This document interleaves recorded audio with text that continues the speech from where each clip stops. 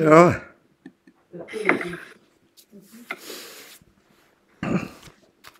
Gehen wir es an.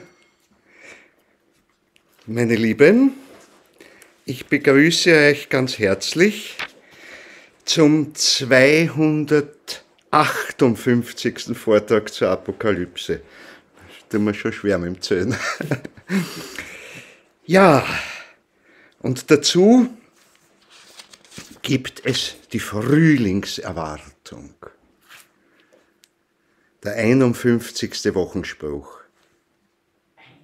51. Ja, es ist der 51. Ja, nächstes Mal ist der 52. Und dann haben wir eigentlich theoretisch eine Lücke, dann bleiben wir stehen bei dem bis zu Ostern. Dann geht es wieder von 1 weiter. Ja. Ja, weil es verschiebt sich halt mit jedem Jahr. Weil es beginnt immer mit dem Osterdatum, mit dem Ostersonntag. Das ist der erste. Und das ist ja ein bewegliches Fest.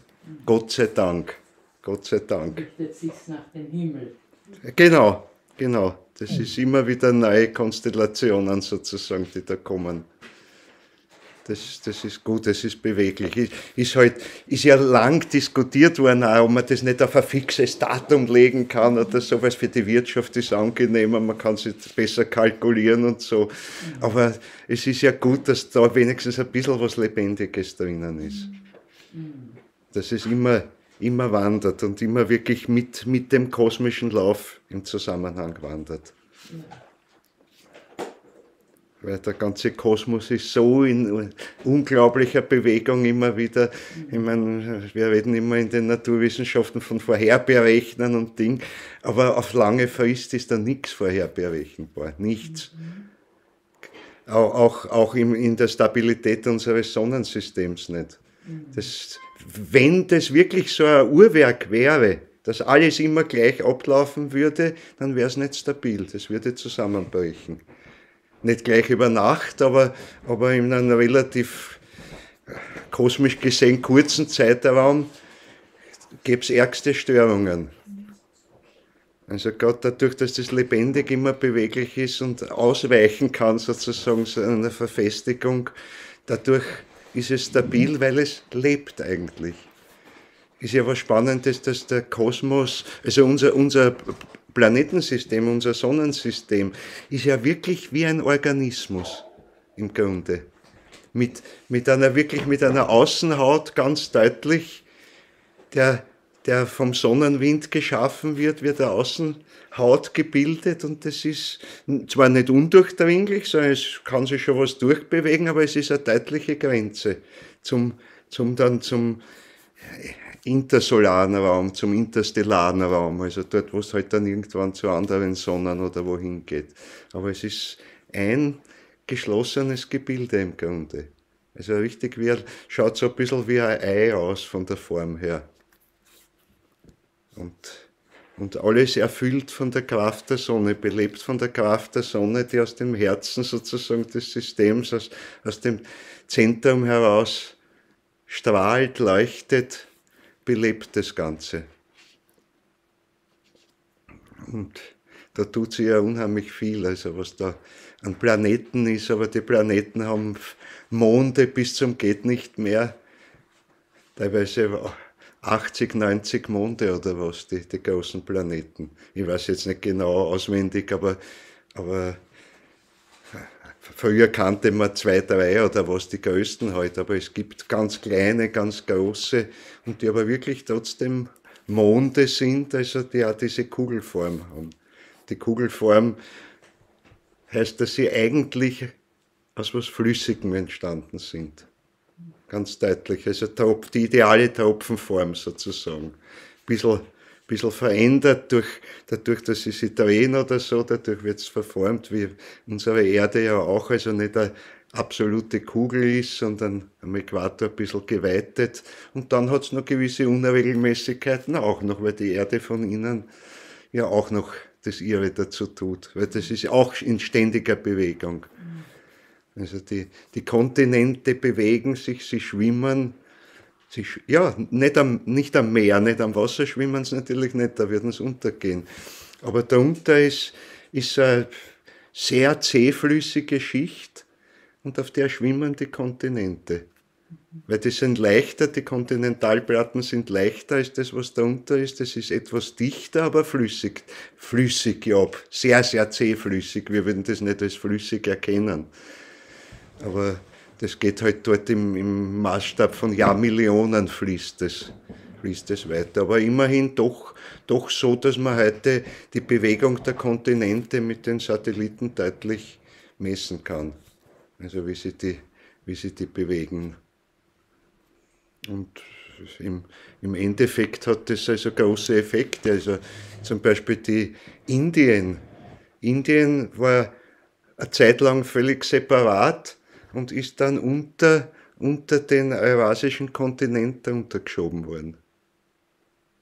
Und das heißt, es geht viel tiefer darunter als das Zipfel, was wir äußerlich sehen. Und das hat den Himalaya aufgetürmt, weil das ist einfach darunter getaucht und hebt das Gelände, was da über ist.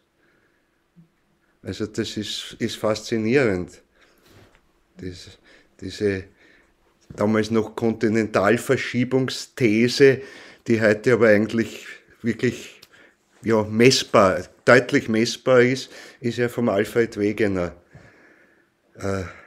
entwickelt worden, er ist verlacht worden damals von allen, das gibt's ja nicht, Erde kann sich, ja, natürlich ein Vulkan kann ausbrechen und aus dem kommt die Gebirgsbildung, aber die ganze Gebirgsbildung kommt eigentlich aus dieser lebendigen Bewegung der Erdoberfläche.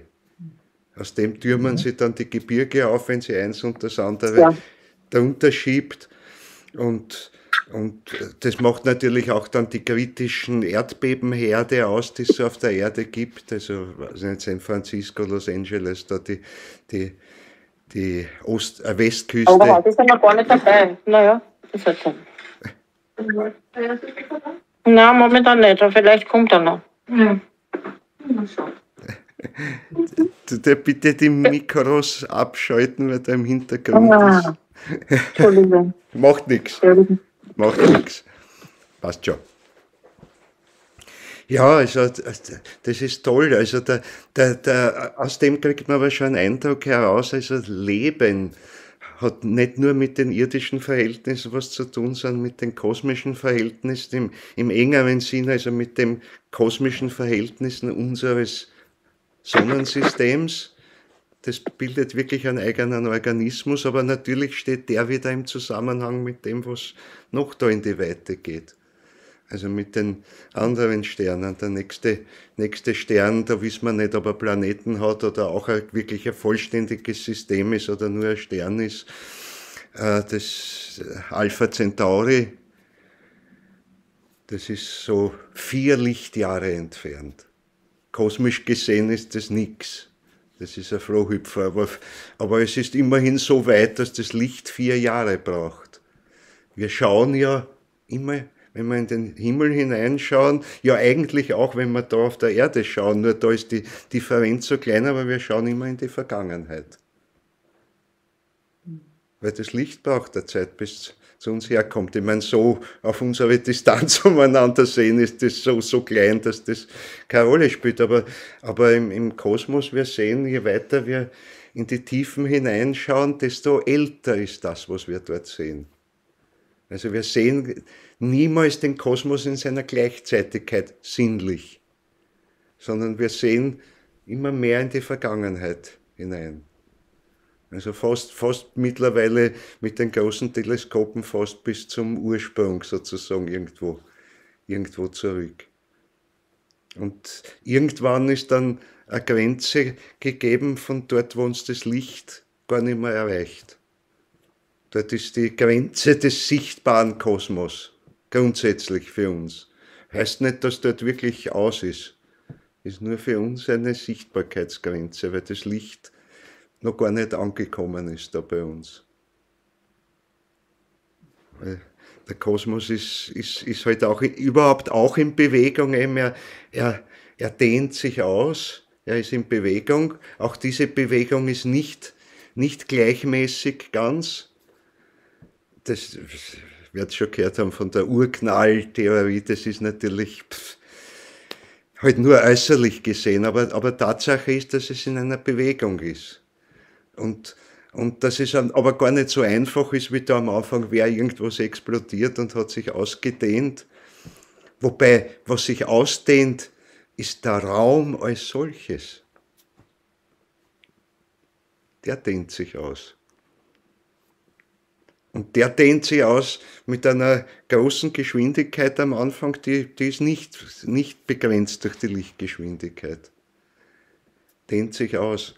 Und tut er nach wie vor und interessanterweise vor, weiß ich nicht wie viele Millionen Jahren jetzt, hat er begonnen, sich schneller auszudehnen.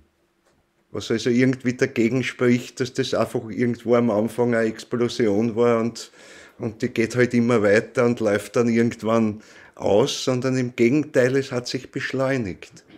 Es hat sich beschleunigt. Es war am Anfang eine sehr schnelle Ausdehnung einmal da auf eine gewisse Größe. Das kann man heute eben, wenn man beobachtet, an den Sternen, die man noch sieht, die man jetzt sehen kann man das nachverfolgen, weil man eben in die Zeit zurückschaut, im Grunde. Viele davon gibt es sicher gar nicht mehr. Weil auch Sonnen, Sterne sind etwas Lebendes, sie werden geboren und sie sterben auch irgendwann einmal.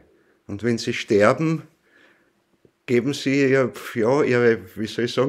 Asche, kann man sagen, an den Kosmos weiter und das ist die Basis dafür, dass neue Sterne wo entstehen können.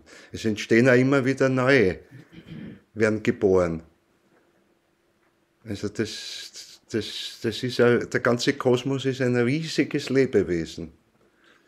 Und es waltet eine ungeheure Weisheit drinnen auch in dem Zusammenspiel, weil winzige Änderungen, zum Beispiel auch, was man äußerlich feststellen kann, in den Naturgesetzen, in den Naturkonstanten, also die bestimmen halt, wie stark die Kräfte sind, die da wirken im Universum, also die Kräfte, die zum Beispiel die Gravitation, die Schwerkraft bedeuten oder wie die Materie zusammengehalten wird. Wenn diese Naturkonstanten ein bisschen anders wären, dann hätten keine Sterne entstehen können, hätten keine Planeten entstehen können, es hätte vielleicht irgendwelche Materiewolken geben können, aber die hätten es nie geschafft, sich zu verdichten, sodass wirklich Sterne entstehen und in den Sternen entstehen wieder entsteht aus großer Weisheit eigentlich auch die ganzen Stoffe, aus denen die Planeten entstehen, weil Planeten werden aus den Sonnen geboren, irgendwann. Aber die Sonnen schaffen die Stoffe, aus denen das aufgebaut ist. Dort wird es erzeugt. Und wenn man es geisteswissenschaftlich betrachtet, ist es halt ein Zusammenwirken von höheren Hierarchien mit aber auch den arimanischen Kräften. Die arimanischen Kräfte sind sozusagen, es ist eine Bezeichnung für die Sachen, die das Ganze aber auch zum Materiellen bringen.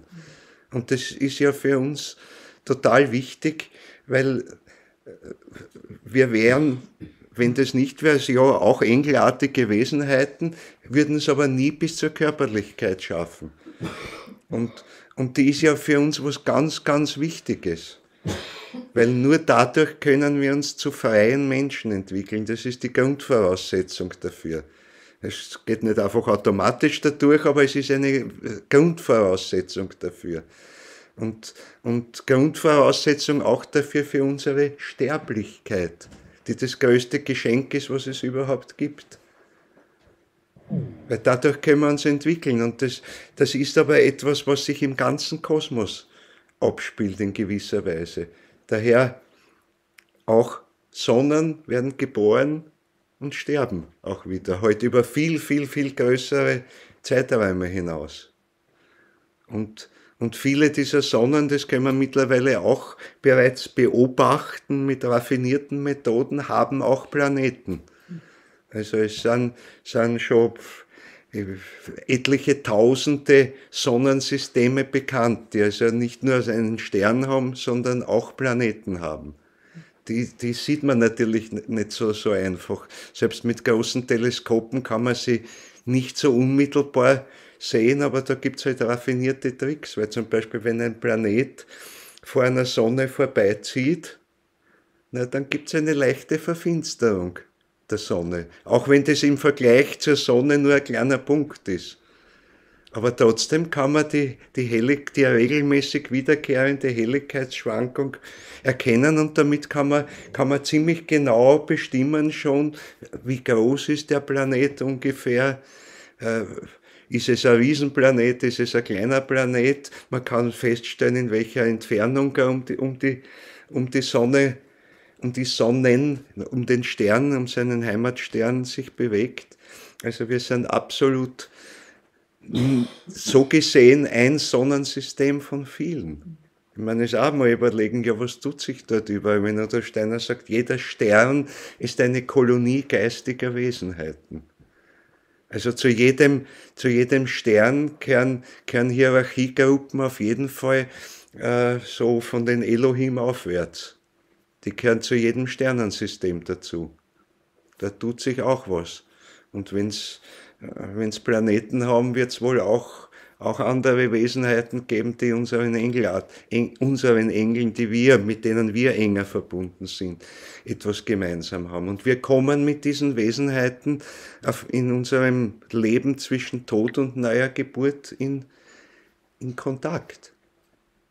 Wir gehören dazu. Das ist etwas, was Rudolf Steiner auch betont hat. Also dieser Ausspruch, jeder Mensch hat seinen Stern, er hat gesagt, das geht sogar noch weiter, jeder Mensch hat seine Sternenregion, der dazugehört, mit der er besonders geistig verbunden ist und dadurch verbunden ist, weil er besonders also im Leben dann zwischen Tod und neuer Geburt dort mit diesen geistigen Wesenheiten besonders stark verbunden ist und etwas mitnimmt. Also zweiter Nachsatz, bei jedem Menschen ist diese Region eine andere. Es kann vielleicht Überschneidungen geben, aber grundsätzlich hat jeder Mensch seine ganz individuelle Sternenregion. Das heißt, eine Fülle von geistigen Wesenheiten, mit denen er verbunden ist und mit denen er immer wieder in tiefe Berührung kommt in seinem Leben zwischen Tod und neuer Geburt. Und diese, was er sich dort, wie soll ich sagen, aushandelt mit denen oder was er lernt von denen, das nimmt er mit in unser Erdendasein. Wenn wir heute jetzt in der Inkarnation herunterkommen. Und das heißt, wir müssen eigentlich viel, viel größer denken. Ich meine, es ist heute schon wahnsinnig schwierig, global zu denken, also die ganze Erde umfassend, für die ganze Erde zu denken. Und wir wissen, wie schwierig das ist. Kaum geht man ein paar Länder weiter, irgendwo findet man Mentalitäten, die schon anders sind irgendwo und dann spießt sie vielleicht schon. Oder man findet, wenn man offen ist, dass man gerade eine wunderbare Ergänzung hat und sagt, die haben was, die bringen etwas mit durch ihre Volksanlage und dann natürlich weiter verändert und weiterentwickelt durch die Individualität, die in jedem einzelnen Menschen dieses Volkes drinnen liegt, aber die bringen von Haus aus Kräfte mit, die wir vielleicht unterentwickelt haben. Also zum Beispiel wir in Europa haben unterentwickelt, leider Gottes, und das betrifft auch ganz besonders uns, Deutschland, Österreich, und so die Gemütskräfte, die im Osten, also namentlich im russischen Gebiet, sind. Und zwar bis hinein über die Teile, die schon nimmer zu Europa dazugehören, obwohl es dort dann immer mehr schon halt wirklich das ganz Östliche kommt, also das Fernöstliche. Weil Russland ist ja ein riesiger Vielvölkerstaat im Grunde. Staat ist eigentlich im modernen Sinn, ist es im Grunde gar nicht. Es ist sowas wie im Großformat, aber was im Kleinformat unsere österreich-ungarische Monarchie einmal war. Auch verschiedene Völker, die aber noch viel verwandter sind miteinander als das, was im Osten drüben ist, also namentlich in Russland. Die größte geschlossene Landgebiet der Welt eigentlich, also der größte Staat der Welt im Grunde, was sie dort tut und ja, eigentlich noch in der Erwartung einer großen Zukunft steht. Also das wissen wir ja aus den Schilderungen Rudolf Steiners, dass von dort eben von dieser Volksmentalität ausgehen wird die nächste Kulturepoche, die slawische Kulturepoche, wie er es nennt, die jetzt natürlich auch schon präsent ist, gar keine Frage, aber die eine besondere Herzens- und Gemütsqualität hat, die dann die Voraussetzung bilden wird dafür, und vorangehen wird in dem, das Geist selbst zu entwickeln. Wir arbeiten jetzt an der Bewusstseinsseele. Die ist die Voraussetzung dafür, dass wir dann das Geist selbst entwickeln können. Aber, wie soll ich sagen, die Seelensubstanz, die dazu notwendig ist. Weil Geist selbst ist so etwas wie vergeistigter, von der Individualität bewusst durchdrungenes Astralisches. Nicht wahr? Jetzt ist es immer noch so, ja, wir nehmen uns halt den Astralleib irgendwo mit, wir sammeln aus der Weltenastralität, wenn wir uns verkörpern, sammeln wir da Kräfte aus, aber wir sind angewiesen auf das Seelische, das vorhanden ist. Und wir haben davon gesprochen, dass öfter schon das Namentliche, also unsere Erdensphäre und ihre nähere Umgebung, dass da das Astralische nicht mehr so hell ist, wie es einmal war, wobei es teilweise natürlich auch eine luziferische Helligkeit war, aber eben auch ein höheres geistiges Weisheitslicht, aber es kommt für die Inkarnation immer weniger steht davon zur Verfügung. Es ist das, was verdunkelt ist, ja letztlich durch uns selber. Weil wir immer noch heftig daran arbeiten, eigentlich dieses Astralische. Und das Astralische ist eigentlich die kosmische Weisheit, die dahinter steckt. Warum sagt man astralisch? Stern hat mit Stern und wirklich mit der Sternenwelt zu tun, im großen Sinn. Und mit der Weisheit, die da drinnen steckt, weil das im Grunde das Ganze ein Gesamtorganismus ist, ein riesiger Gesamtorganismus. Weit aus unserer physischen Reichweite, höchstens mit den Teleskopen können wir irgendwo so ein Zipfel davon erfassen, aber da erfassen wir ja nicht, was eigentlich dahinter steckt, an geistigen Kräften eben, mit denen wir aber eng zu tun haben. Siehe, jeder Mensch hat seine Sternenregion. Also das heißt, wenn wir die ganzen Menschen zusammennehmen, da kriegen wir schon aus allen Himmelsrichtungen, irgendwo nehmen wir geistige Kräfte mit hier in unsere Inkarnation herein.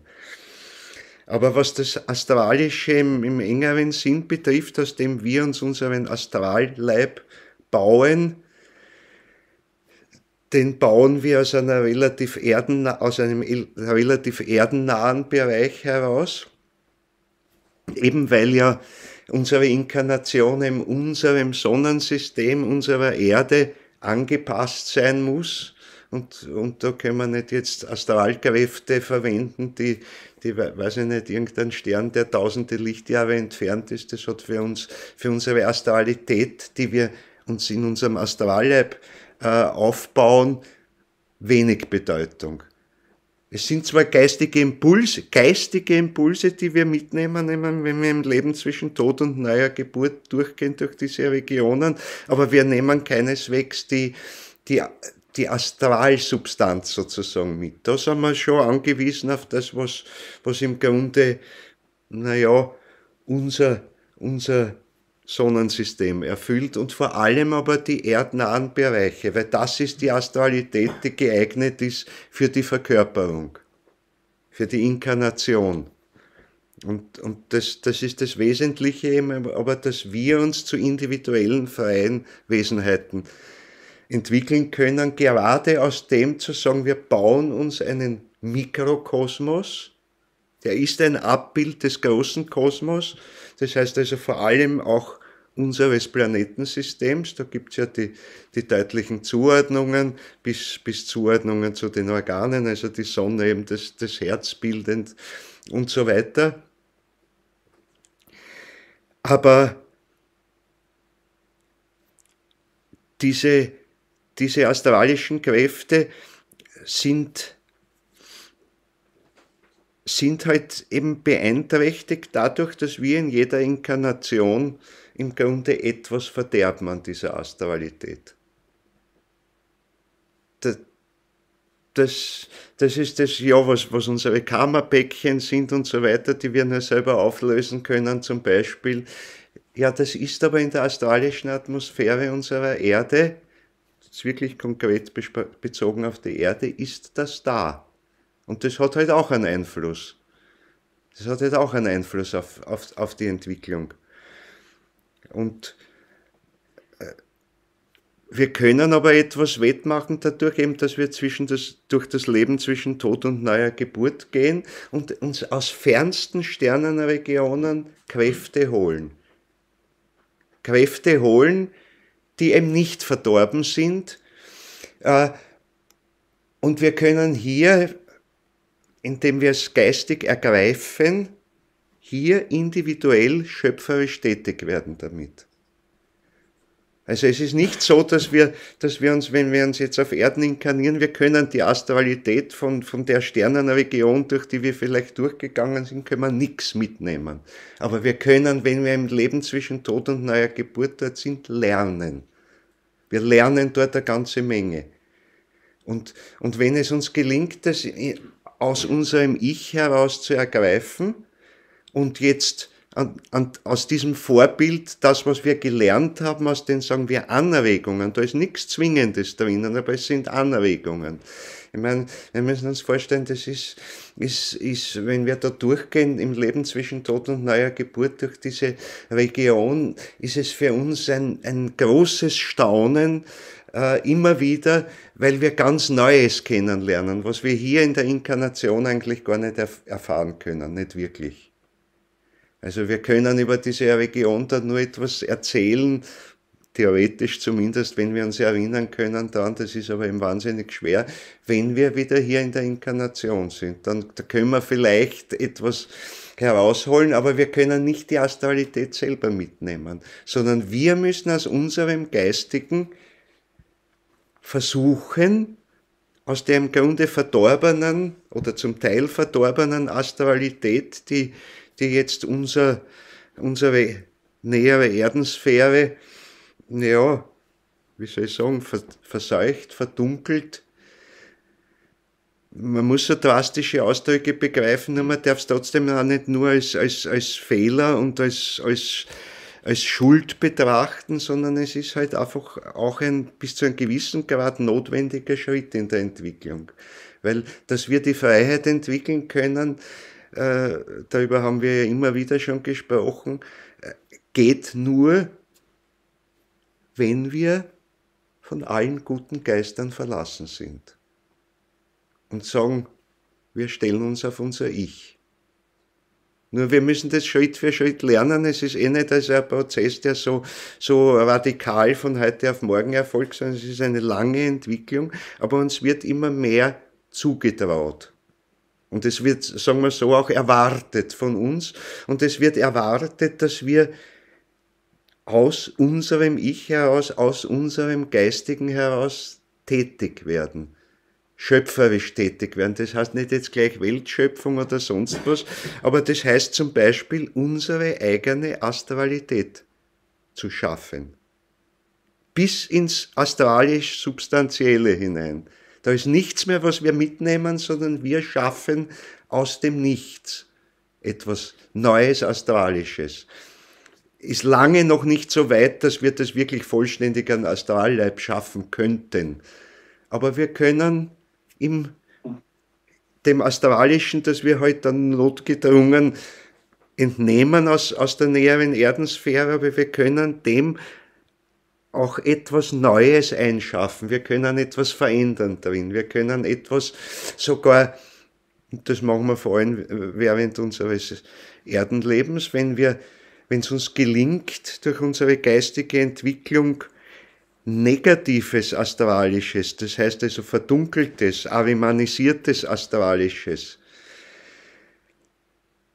aber auch dieses, wie soll ich sagen, halblichte Luziferische, was uns vielleicht sehr glänzend erscheint, aber doch nicht das höhere Geisteslicht ist. Wenn wir etwas davon durch eigene Kraft ersetzen, dann reinigen wir erstens einmal die Erdensphäre,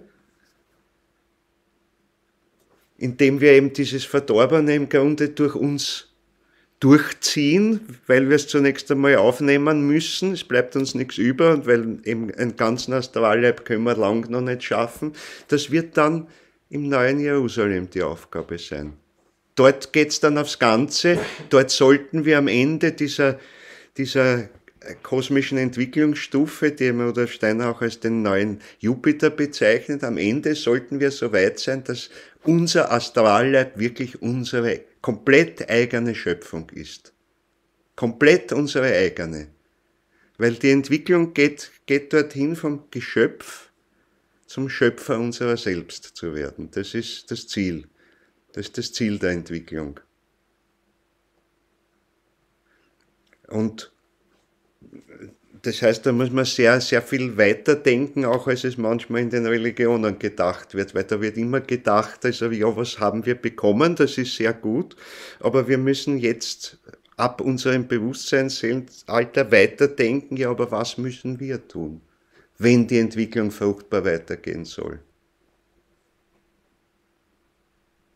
Weil natürlich ist auch das Menschendasein ist etwas Riskiertes, das muss man auch dazu sagen, weil die Menschen, die halt aus freiem Willen heraus diese Arbeit an sich selbst, und das heißt konkret, also primär mal im eigenen Astralischen, wer sie nicht auf sich nehmen will,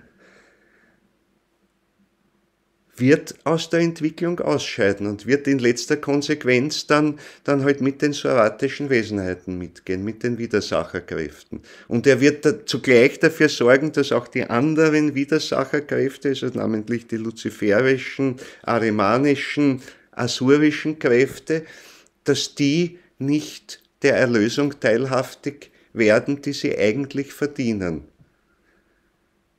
Weil ihr wisst, ich habe das oft mit den Worten Rudolf Steiners kommentiert, sie sind abkommandiert zu ihrer Widersacherrolle.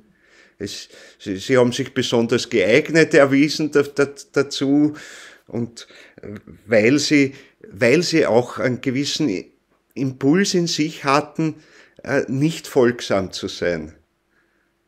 Sie hatten noch nicht die Freiheit des Menschen, aber sie streben danach. Das ist das Typische der Widersacherkräfte. Sie streben danach, also namentlich einmal vorangehend die luziferischen, sie wollen was Eigenes.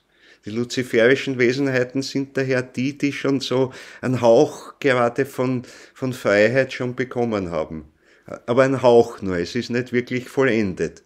Vollendet werden kann es dann, wenn wir irgendwann einmal den luziferischen Wesenheiten sie lehren, was denn Freiheit wirklich ist. Weil es ist nicht der Glanz des eigenen Astralischen, des eigenen Egos sozusagen. Das ist das nämlich, was die luziferischen Wesenheiten auszeichnet. Dem Luzifer geht es um die Selbstverherrlichung sozusagen. Und das ist gerade nicht die Strahlekraft, die wir entwickeln sollen. Aber er reizt uns immer dazu. Und hat uns viel dadurch gegeben. Wir sind dadurch haben eigentlich die Grundlage mal für die Freiheit bekommen. Es reißt uns heraus. Es wächst zunächst einmal das Ego, ne? Das sehen wir bis heute stark hinein. Die Welt wird regiert von Egoismen im Grunde. Und auch noch einmal dazu gesagt, wir brauchen es im Erdenleben auch. Bis zu einem gewissen Grad. Ich meine, es fängt schon mit dem Egoismus an, dass wir sagen, ich muss atmen und vergifte damit die Atmosphäre, ich zerstöre was. Wir können gar nicht anders. Ist einer der Zerstörungsprozesse und ist einer der Prozesse, die der Luzifer ausnützen will im Übrigen, um frühzeitig die Menschheit zu vergeistigen, in einer erdennahen Sphäre sie zu halten, nämlich so, dass die irdische Menschheit, die physisch-stoffliche, stirbt, aber in einem unreifen Zustand ausstirbt und dann in einer erdnahen Sphäre im luziferischen Reich gehalten wird. Das ist aber im Vergleich zur wirklichen geistigen Welt natürlich was sehr Armseliges. Es ist zwar etwas Geistigeres, als wir es hier haben, aber das ist das, was ganz deutlich der Luzifer anstrebt. Er möchte eigentlich so schnell wie möglich, dass die Menschheit verschwindet auf Erden als Physisches und sich vergeistigt. Und ja, das kann natürlich auch dann in manchen esoterischen Strömungen eben missdeutet werden, die halt dann dem Luzifer auf den Leim gehen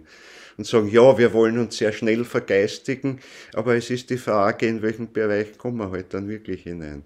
Kommen wir nur in das luziferische Reich, das aber, wenn wir nicht weiter nach höherem streben als nach dem luziferischen Reich, aber auch keinen Bestand haben wird für die Zukunft.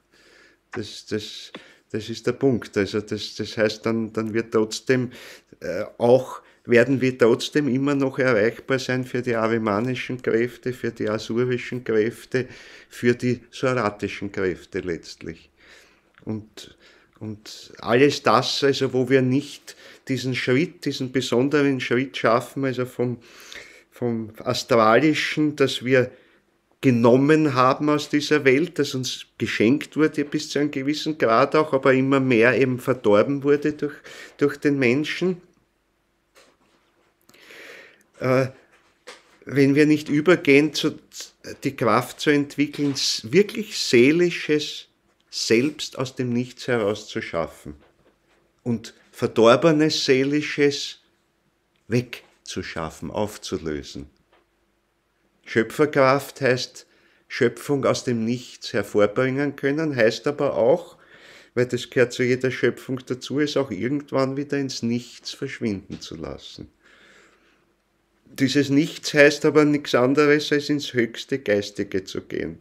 Also das heißt, eins zu werden in gewisser Weise mit dem Göttlichen, aber nicht sich zu verlieren dabei als Individualität. Das ist das ganz Wichtige. Das ist ja auch etwas, was neu hineingekommen ist, noch die Mystiker, selbst im Mittelalter noch. Viele Mystiker haben nichts anderes gesehen als die Unio Mystica im Sinne von, ich werde eins mit dem Ganzen, aber ich lösche mich aus dabei. Das heißt, ich gehe zurück zum Göttlichen, aber ich als Ego wäre ja nicht so schlecht, weil dort brauche ich es dann wirklich nicht mehr, aber auch das Ich würde ich aufgeben wollen. Das funktioniert eh nicht in Wahrheit, weil die Gottheit will das ja gerade nicht, weil das liegt ja im Schöpfungsplan drinnen, dass wir freie Individuen wären, dass wir also, wenn auch ganz kleine, aber Mittätige an der Schöpfung werden, und zwar Mittätige nicht nur als Ausführungsorgane, sondern als wirkliche Schöpferorgane. Das heißt, wirklich zur Schöpfung beizutragen. Die geistigen Hierarchien, die über uns stehen, also bis herunter zu den Engelwesenheiten, können genau das nicht, sondern sie nehmen immer den schöpferischen Impuls aus der göttlichen Quelle von oben. Und wir sollen den Impuls nehmen aus der göttlichen Quelle in uns. Das heißt, das individualisierte Göttliche. Das ist nämlich unser Ich. Es ist halt noch ganz klein, im Gegensatz zu dem großen göttlichen Ich, das den ganzen Kosmos in seiner Ordnung, so wie wir ihn jetzt haben und wie wir am Anfang gesprochen haben, wie groß das ist, wie vielfältig das ist ja gewaltig, bitte, was da draußen ist. Überall Sterne, Planeten, Monde, weiß Gott was alles und überall geistige Wesenheiten, die dahinter sind. Ob die jetzt auch verkörpert sind oder nicht, das weiß ich nicht, das können wir jetzt wirklich nicht erforschen im Moment noch. Dazu bräuchten wir wirklich auch eine äußere Kunde davon, aber geistige Wesenheiten sind mit dem allen verbunden.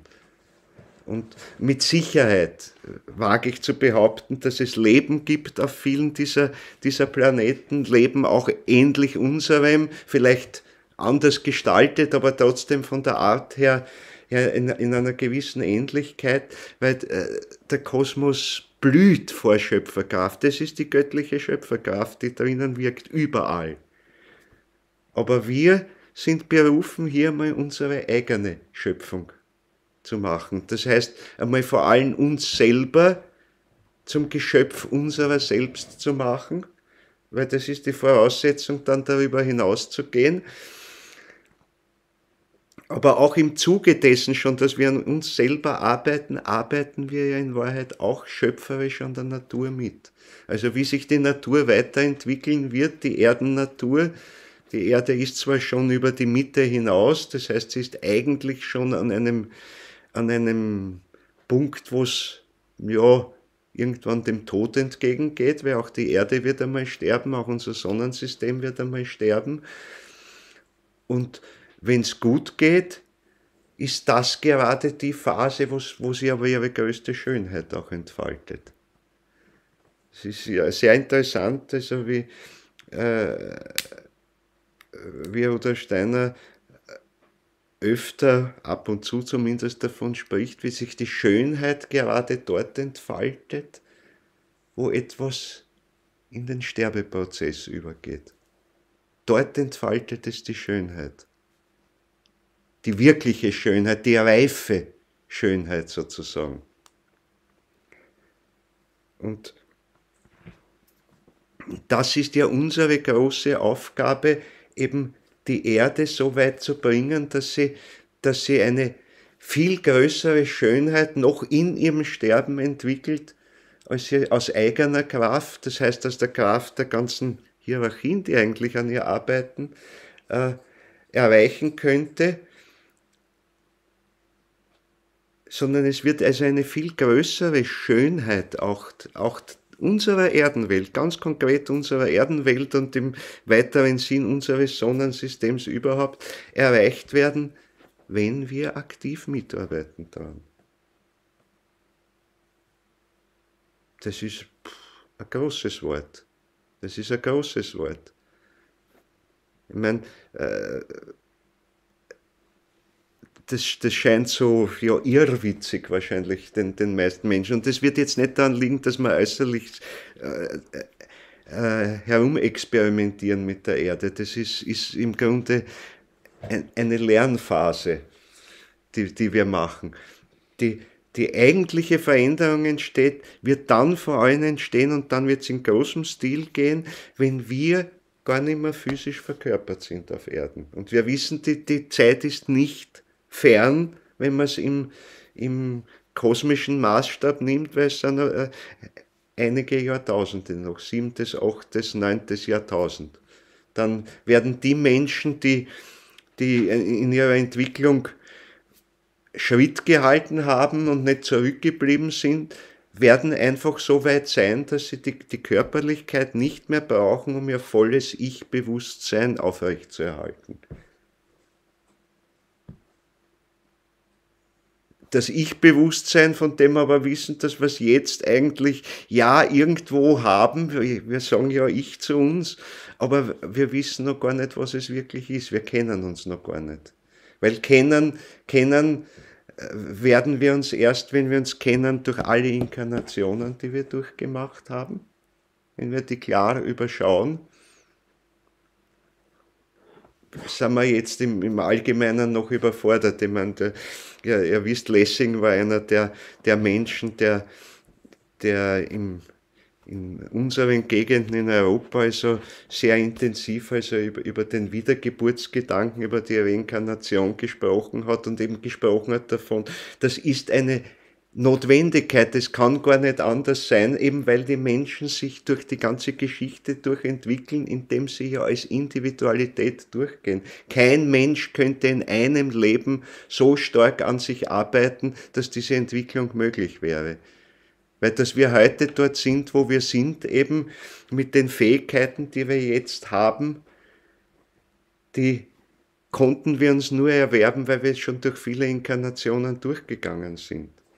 Das ist eben wie soll ich sagen, die Träumerei der materialistischen Wissenschaft, dass sie glaubt, das liegt halt alles nur an der Entwicklung des Körpers, nur am Physischen, das hat sich halt durch die Evolution entwickelt und dadurch haben wir alle unsere Fähigkeiten. Das stimmt aber so nicht. Die Evolution ist da und sie ist frei und sie ist offen, aber genau dabei hat ganz intensiv der Mensch schon mitgespielt. Über das haben wir ja gesprochen auch. Wodurch ist die Tierwelt entstanden?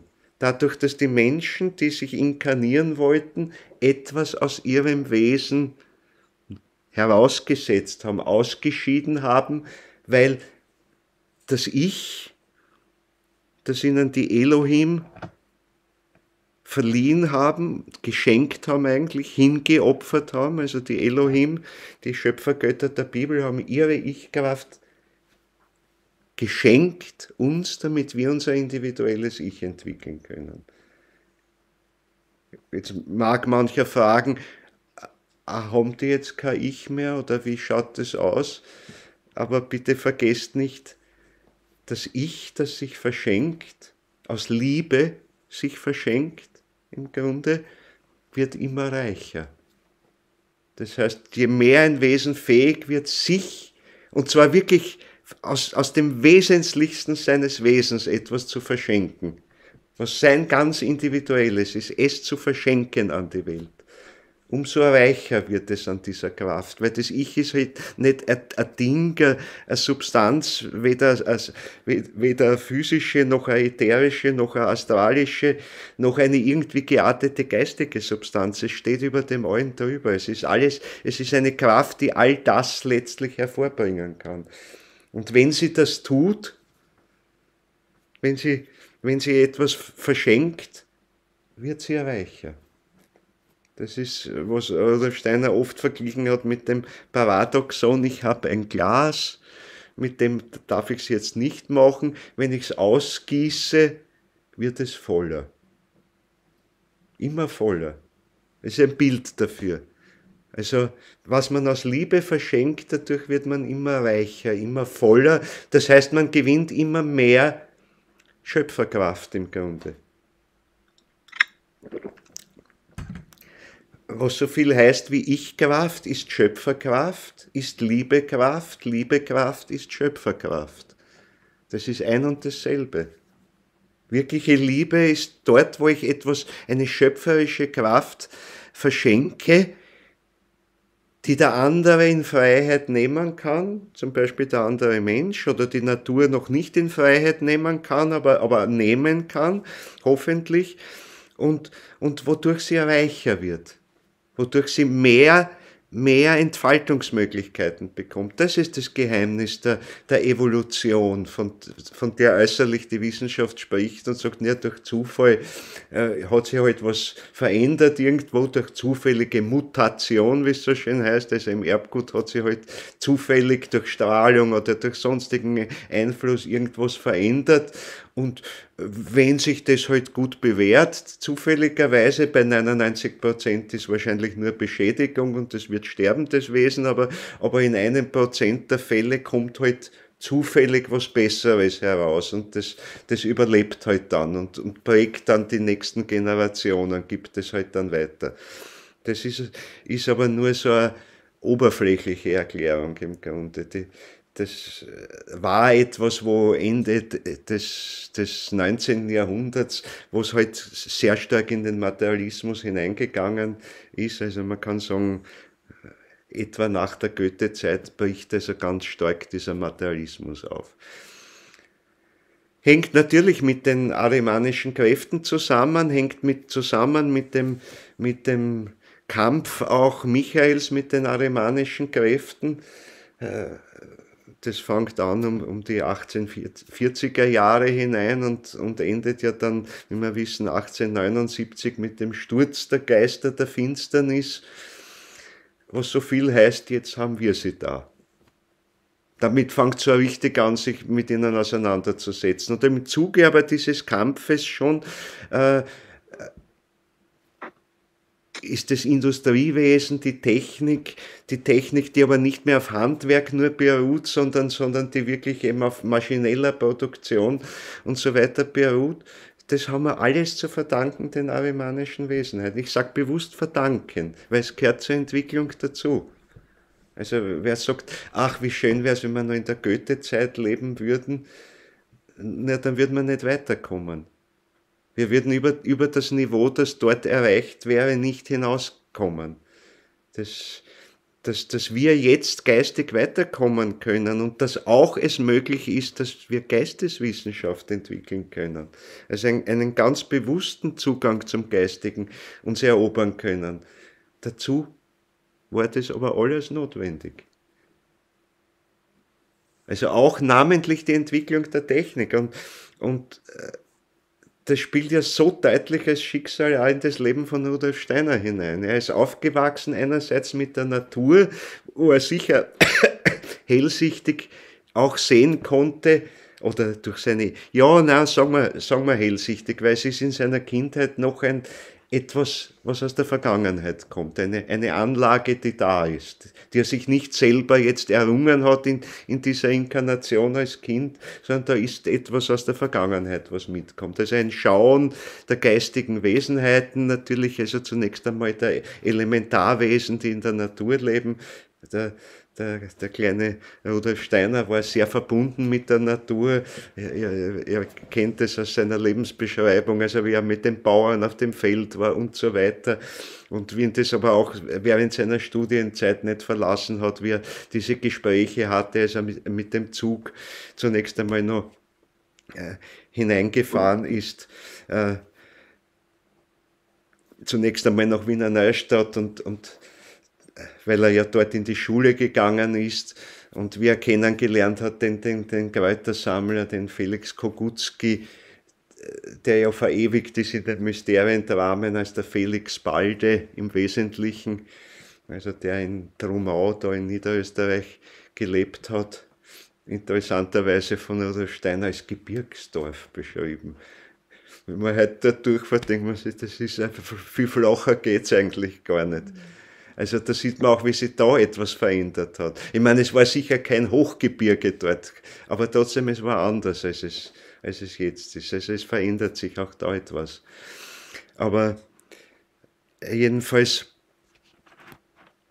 hatte Rudolf Steiner dieses Sehen dieser Elementarwesen, aber er hat auch das andere gehabt, die äußere Konfrontation mit der Technik. Sein Vater war ja bei der Eisenbahn beschäftigt, bei der Südbahn genauer gesprochen und war dann letztlich der Stationsvorsteher, darum ist ja Rudolf Steiner auch in Kraljewec im heutigen Kroatien geboren, gehörte damals natürlich zur Monarchie dazu, aber er war eben dorthin versetzt, weil er so immer wieder woanders hin versetzt wurde, an eine andere Dienststelle, dort halt dann eben auch ein Wohnquartier bekommen hat, aber er konnte sich das nicht aussuchen, er konnte nicht sagen, da gefällt es mir gut, da wollen wir leben, sondern er ist halt immer wieder versetzt worden.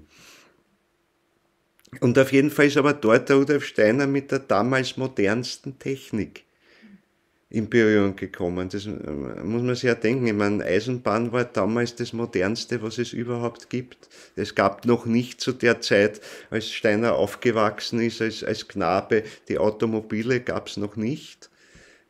Das haben schon vielleicht ein paar jetzt Pläne geschmiedet dazu, weil es gab sie definitiv noch nicht. Aber es gab bereits ein recht gut ausgebautes Eisenbahnnetz. Ist ja gewaltig bitte, wie das entstanden ist. Ich meine, so die ersten Versuche mit der Eisenbahn waren 1828. So um die Zeit herum, 1827, 1828, da waren die ersten Teststrecken im Grunde, wo dann schon ein Zug verkehrt hat. Ich meine jedenfalls, also eine Eisenbahn in unserem Sinne, wirklich mit eisernen Schienen, darum heißt sie ja Eisenbahn, weil mit Rillen, auf Rillen zu fahren, das hat man schon im Römerreich gehabt. Also das gab es dort, das waren halt im Stein die gelegten Rillen oder was, wo die Wagen gefahren sind und dadurch besser vorangekommen sind, das gab es dort schon. Aber die Eisenbahnen, also mit Eisenschienen und dann eben mit der Dampfmaschine, die es schon zunächst gab, also aber nur stationär, die dann also verwendet wurde, um das anzutreiben, das fängt an also am Ende der Goethe-Zeit. Also 1828, das hat Goethe gerade noch miterlebt. Er ist 1832 gestorben, wenn ich jetzt nicht daneben liege, ja 1832, stimmt. Aber er hat gerade noch erlebt, da kommt jetzt eine Zeit, die ganz anders sein wird. Das hat er gerade noch irgendwo miterleben können und man muss ja denken, also die Zeit, wo die Eisenbahnen fahren, da kommt in die ganze Natur auch eine neue Stimmung hinein, weil das fährt jetzt mitten durch die Natur durch irgendwo, fährt durch, Berge werden durchstoßen, nicht gleich am Anfang, dass die Tunnels gebaut wurden, aber doch schon sehr bald, oder dann so Sachen wie die Semmeringbahn bei uns, die gebaut wurde, also gigantische Bauprojekte auch. Und zur Zeit aber, als eben Rudolf Steiner geboren wurde, ist ganz Europa bis weit nach Russland hinein vernetzt bereits mit einem riesigen Eisenbahnnetz. Das sind im Grunde ein paar Jahrzehnte, das sind nicht einmal 40 Jahre oder was, wo Europa und natürlich auch bereits beginnend auf anderen Kontinenten, natürlich auch in Amerika ist es gewaltig vorangetrieben worden. Die ganzen Wildwest-Geschichten hängen immer mit dem Eisenbahnbau meistens zusammen und die Indianer und weil die durch die heiligen Gebiete dann der Indianer durchgebaut werden, weil man kannte keine Rücksicht, es gibt keine Rücksicht, wir brauchen die Strecken, auch keine Rücksicht auf die Natur, keine Rücksicht auf die Menschen. Und trotzdem musste es kommen. Ich meine, es gehört dazu. Es würde was fehlen, aber das ist alles die Frucht dieses arimanischen Denkens. Dass diese Genialität, durchaus eine Genialität entwickelt, also den toten Stoff zu bezwingen und damit innerhalb kurzer Zeiträume trotzdem auch in der Natur gewaltige Veränderungen hervorzurufen. Weil stellt euch vor, was bedeutet das für die Elementarwesen, dass da die Züge durchrauschen. Das hat eine Bedeutung. Sie sehen es zwar natürlich nicht mit äußeren Augen, aber sie erleben die ganzen Erschütterungen. Nur die Erschütterungen, das sind. Wir in unserem Haus da mal, wir leben an der Bahnstrecke da bei uns. Ich habe da im Haus überall die Sprünge. Da kann man es verputzen lassen und 2 Jahre später sind schon wieder irgendwo die Risse drinnen. Einfach weil das bebt. Dazu kommt dann mittlerweile auch der Autoverkehr, der irgendwo hinten ist, hören tun wir da zum Glück durch unsere Schallschutzfenster nichts und die Vorderseite ist relativ frei davon, aber da donnern die LKWs durch oder was, also der ganze Boden bebt ununterbrochen. Und wo ist das nicht der Fall? Ja, irgendwo im Hochgebirge fährt seltener Eisenbahn, obwohl es Semmeringbahn sowas gibt da schon und woanders auch Ähnliches, aber nicht so oft. Aber trotzdem, das hat auf den ganzen Erdboden eine Wirkung, das hat eine Wirkung namentlich auch auf die Elementarwesen. Also muss man sich vorstellen, dass die innerhalb dieser kurzen Zeit in eine völlig andere Situation hineingekommen sind. die chaotisch wirkt auf die Elementarwesen bis zu einem gewissen Grad natürlich auch Rückwirkungen auf den Menschen hat. Rudolf Steiner schildert das immer wieder mal, also wie irgendeine bayerische Kommission festgestellt hat, nee, also diese Eisenbahn, die da geplant ist, das wird gesundheitsschädlich sein, die Menschen werden das nicht aushalten, sie werden also ganz nervös werden und sie werden nervöse Krankheiten entwickeln und man müsste zumindest also Bretterwände aufstellen. Naja, haben wir halt überall die Schallschutzwände und die Nervosität, die entstanden ist keine Frage, die ist da.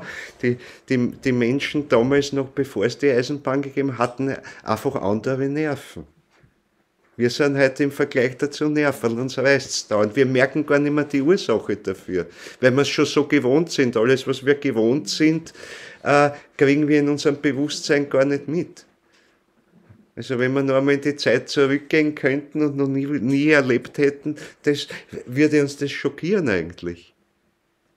Wir würden es ganz intensiv wahrnehmen, weil stattdessen, dass wir einfach spüren, die Elementarwesen, die sich da bewegen, die aber auch ja unsere Nähe suchen bis zu einem gewissen Grad, die gesehen werden wollen, geistig gesehen werden wollen, die gespürt werden wollen. Und von denen wir ja dann auch etwas haben, weil das ja auch eine Rückwirkung auf unser Gemüt hat. Na, jetzt donnert die Eisenbahn durch, oder donnern die Autos durch, oder drüber fliegen die Düsenflieger oder sonstiges. Das zerreißt also für die meisten Menschen diese Beziehung zu dieser Welt, die früher ganz selbstverständlich war, allerdings auf einer traumartigen Ebene. Also nicht mit vollem Wachbewusstsein. Bei den meisten Menschen zumindest. Sondern wo, ja, es sind Erlebnisse da, man kann es in der Bild dann irgendwie kleiden oder so, aber es sind wenige trotzdem noch, die in dem Zeitalter, also kurz bevor die Eisenbahn gekommen ist, also es so ganz klar bewusst fassen konnten. Aber doch, es hat seinen Niederschlag auch in vielen Märchen, die drinnen sind, die eben auch zur Goethe-Zeit, Gebrüder Grimm und so weiter, fällt ja auch in die Zeit hinein, im Grunde, die das noch gesammelt haben, weil es im Volk gelebt hat. Da gibt es gar keinen konkreten Dichter dazu, der das geschrieben hat, sondern es ist im Volk, lebte das und es wurde weitererzählt, gar nicht schriftlich weitergegeben. Das haben eben erst zum Beispiel die Gebrüder Grimm dann festgehalten. Und dann kam aber auch zugleich schon die Zeit, wo Kunstmärchen entstanden sind. Nur Goethes Märchen zum Beispiel, von der grünen Schlange und von der schönen Lilie. Ist so gesehen ein Kunstmärchen, das ist nicht aus der volkstümlichen Überlieferung, dort findet man es überhaupt nicht in der Form, sondern das ist etwas, was Goethe ja aus einem geistigen Erleben heraus eigentlich hatte. Aus einem geistigen Erleben in Wahrheit vor seiner Geburt noch. Was er sich mitgenommen hat und was halt dann auftaucht. Und das hat er ins Bild gebracht. Und aus diesen Märchen hat Rudolf Steiner ja dann die Mysteriendramen geschrieben. Das ist der Impuls. Also das heißt, was in dem Märchen dort natürlich in etwas anderen Bildern geschildert ist, hat er jetzt noch konkreter in unsere Erdenwelt hineingebracht und hat die Mysteriendramen davon abgeleitet. Und die meisten Figuren, die drinnen sind, haben ihren Ursprung in den Mysteriendramen. Es sind da noch einzelne Figuren dazugekommen, aber dort war die Anregung dazu. Und also Rudolf Steiner hatte diesen ganz starken Bezug eben namentlich zu den Märchen von Goethe. Das war ganz stark. Und natürlich hatte er auch seine eigenen Erlebnisse. Aber er hatte eben auch als Gegenpol die Technik, die immer mehr herauskommt, eben mit der Eisenbahn verbunden, die Telegrafie, zum Beispiel, was ihn alles fasziniert hat und wo er ja immer wieder gesagt hat, ja, aber damit müssen sich die Menschen beschäftigen und damit soll man sich auch in der Schule beschäftigen. Also das soll man im richtigen Alter, nicht in dem Alter, wo eigentlich noch die Märchen wirken sollten. Das soll man nicht künstlich sozusagen auslöschen, bevor das ab einem gewissen Punkt ohnehin verschwindet. Und verschwinden muss natürlich auch, damit der Mensch zu sich kommt. Und vielleicht sogar dann irgendwann das auch erkennt, ein Ich zu sein. Das heißt, ich habe meinen eigenen Willen irgendwo. Meine eigene Perspektive, ich bin nicht angewiesen auf alles, was ihr mir gebt, sondern ich will was Eigenes. Das ist ja ganz wichtig. Das ist eine ganz wichtige Voraussetzung. Das ist ein wichtiger Schritt, das ist natürlich immer ein sehr riskierter Schritt. Aber das sind wir als Menschen. Als Menschen sind wir grundsätzlich höchst riskierte Wesen. Wir sind wirklich die Seiltänzer, die tanzen auf dem dünnen Seil zwischen zwei Berggipfel irgendwo, wo die Winde wehen. Ihr wisst es, manche Artisten haben sowas sogar gemacht, zwischen Hochhäusern sogar, oder was, sind sie da übermarschiert. Aber wir sind alle solche Seiltänzer mit unserem Ich. Jeder Schritt, den wir im Leben tun, jeder Atemzug, den wir tun, ist riskiert. Nicht, dass wir jetzt gleich sterben, um das geht's nicht, aber es geht darum immer, wir können links oder rechts abstürzen. Das heißt, wir können den arimanischen oder den luziferischen Kräften verfallen und ihnen folgen. Und tun es auch immer wieder. Aber das gehört dazu, weil das Ich ist dieser Seiltänzer. Das Ich ist dieser Seiltänzer. Und das Seil, auf dem wir gehen, das ist wirklich ein idealer Strich, eine ideale Linie. Das heißt Ausdehnung null, etwas, was es im Physischen nicht geben kann. Aber das ist unser Weg, auf dem wir gehen. Und das ist ein Weg, der aber auch immer wieder sich ändert. Aber es ist unser Weg. Also es ist nicht einfach nur so ein Strich, sondern es ist eine Linie, aber es ist eine ganz individuell geformte Linie. Und sie steht immer erst fest, wenn wir den nächsten Schritt sozusagen tun im Leben.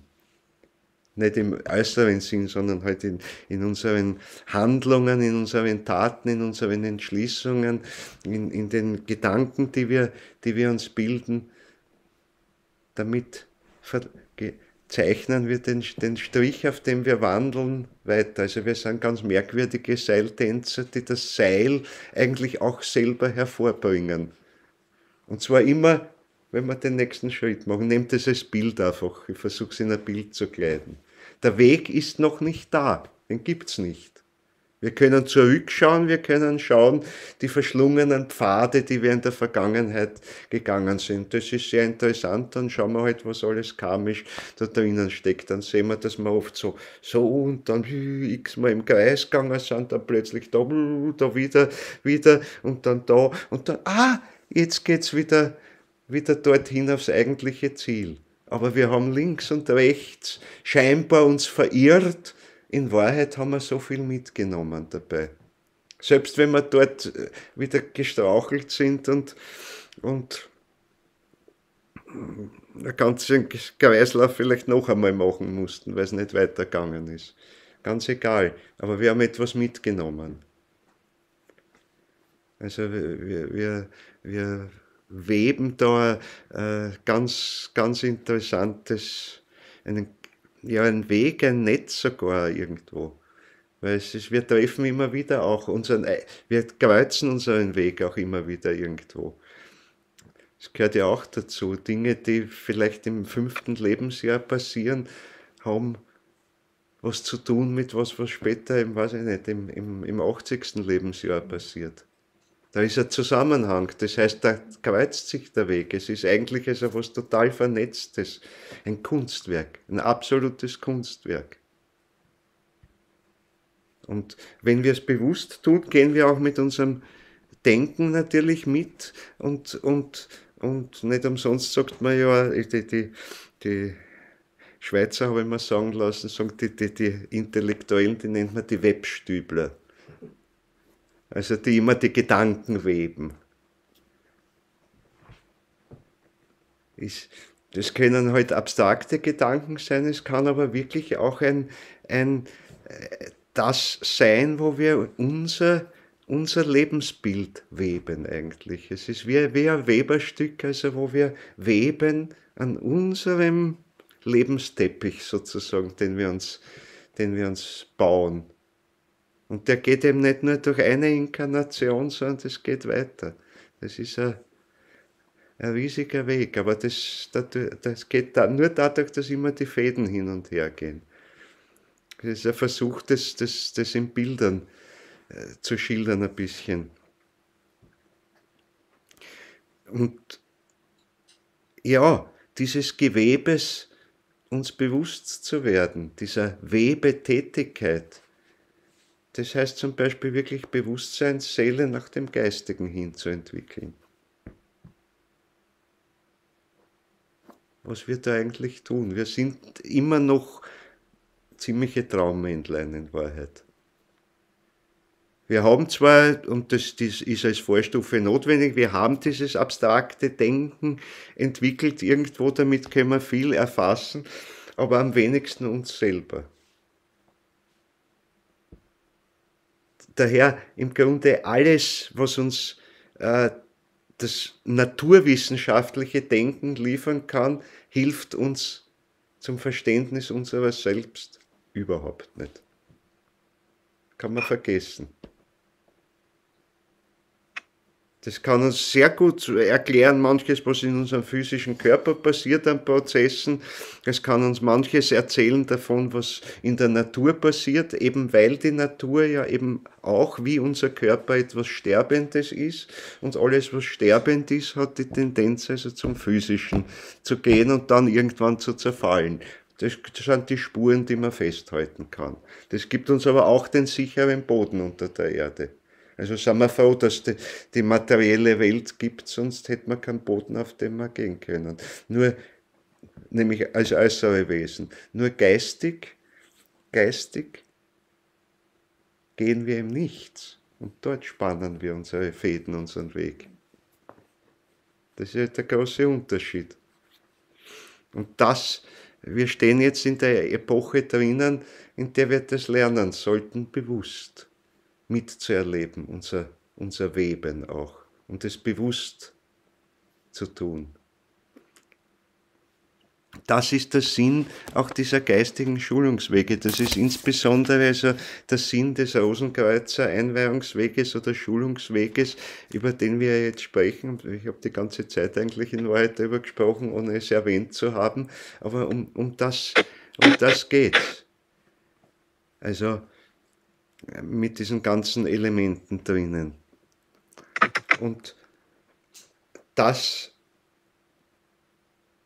ist eben das Erlebnis Rudolf Steiners auch gewesen. Wir stehen ja jetzt kurz vor seinem 100. Todestag, also möchte ich halt immer wieder ein bisschen an ihn ganz dezidiert auch erinnern. Und wie er war, er stand als kleines Kind, als Bub zwischen diesen zwei Welten oder in beiden Welten. Die physische, die tote Welt sogar, also die Welt der Technik, die ihn fasziniert hat, durchaus. Und auf der anderen Seite diese geistigen Erfahrungen, die er als Kind noch hatte, die er mitbrachte, ich sage jetzt bewusst noch hatte, weil sehr wesentlich für seine Entwicklung, und darüber hatten wir vor einigen Vorträgen auch schon gesprochen, wichtig war, dass er diese, wie soll ich sagen, angeborene, mitgebrachte Fähigkeit, dass er sie für eine Zeit lang verlieren musste, um sie dann aus ganz bewusster Ich-Kraft selbst wieder zu wecken. Das ist so nämlich genauso richtig geweckt wird sie dann wieder, ja, als es schon auf 1900 zugeht.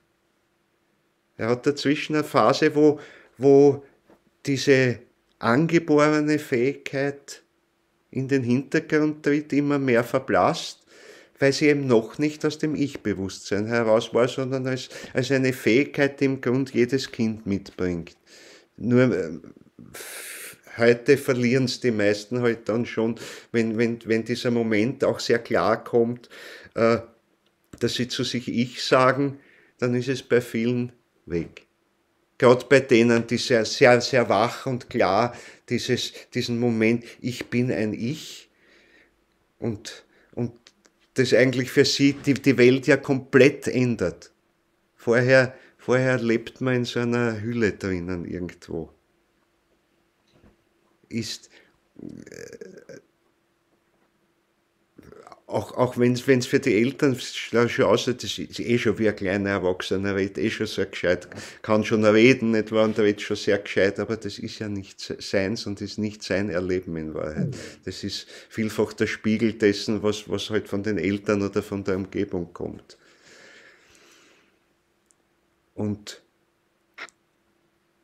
Aber eigentlich lebt es noch immer ein bisschen in dieser geistigen Sphäre drinnen.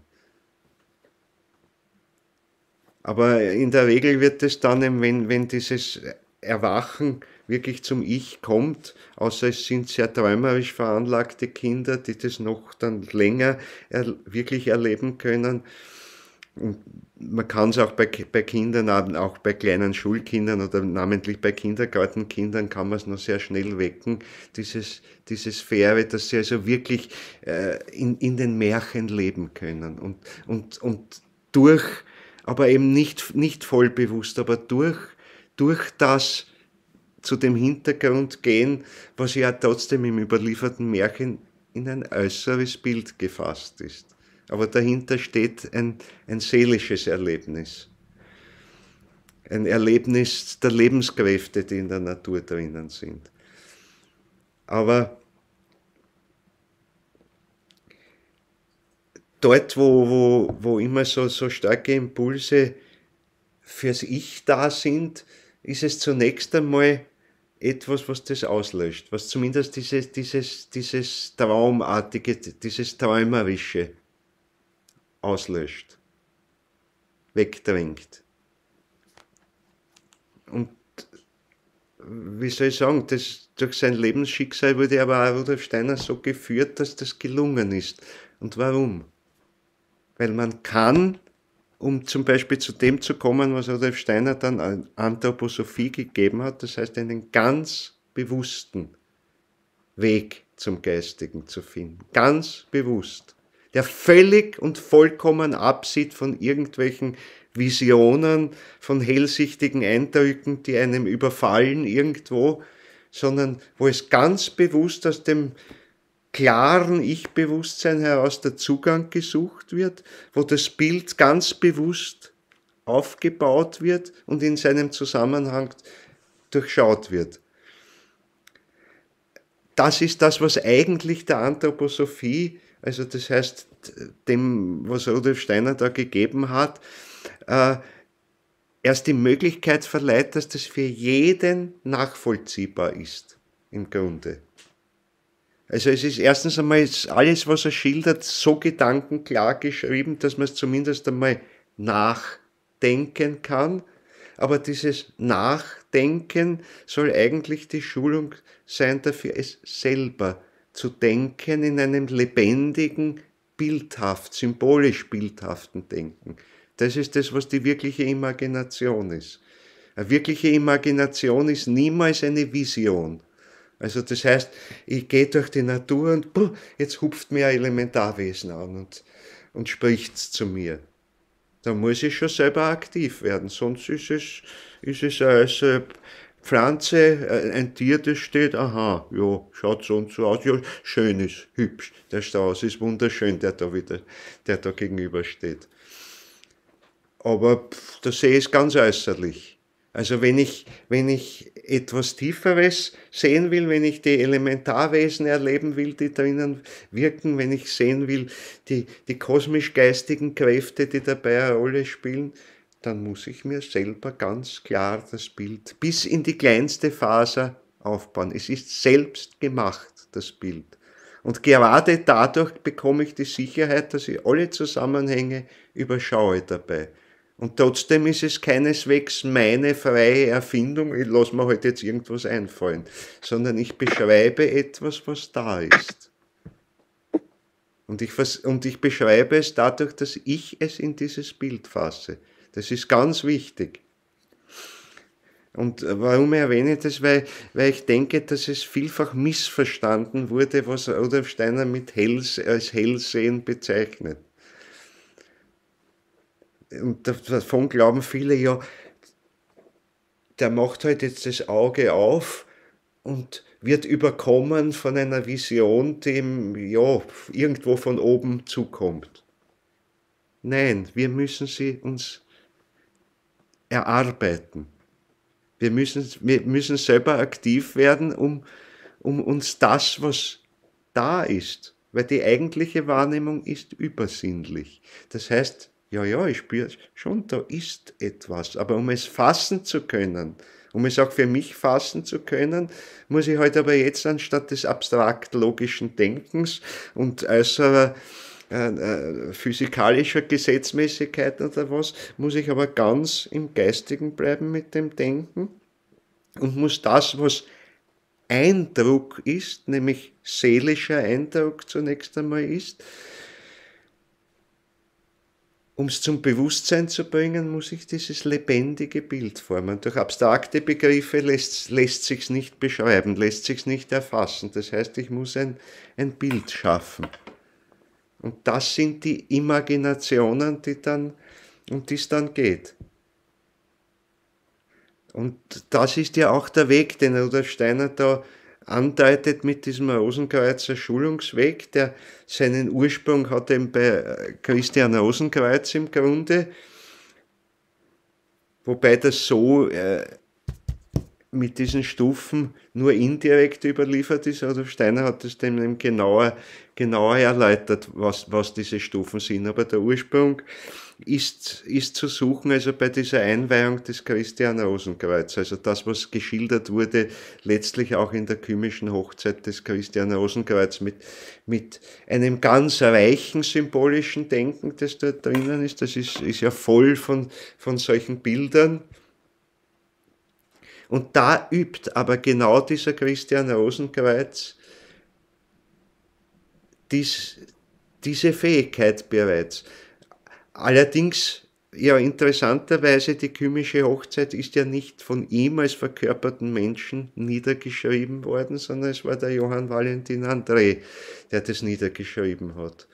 Der es ja fast wie ein Schreibmedium niedergeschrieben hat. Aber die bewusste Eingebung kam eben durch den Christian Rosenkreuz.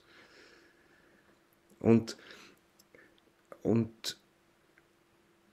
heute, wenn man diesen Weg geht, muss man halt beide Personen zugleich sein. Man muss sozusagen ein winziger kleiner Christian Rosenkreuz sein, das heißt jedenfalls ein geistig aktiver Mensch und zugleich auch so ein Schreiber sein, der im Grunde nur das nimmt, was er wahrnehmen kann, was er erleben kann.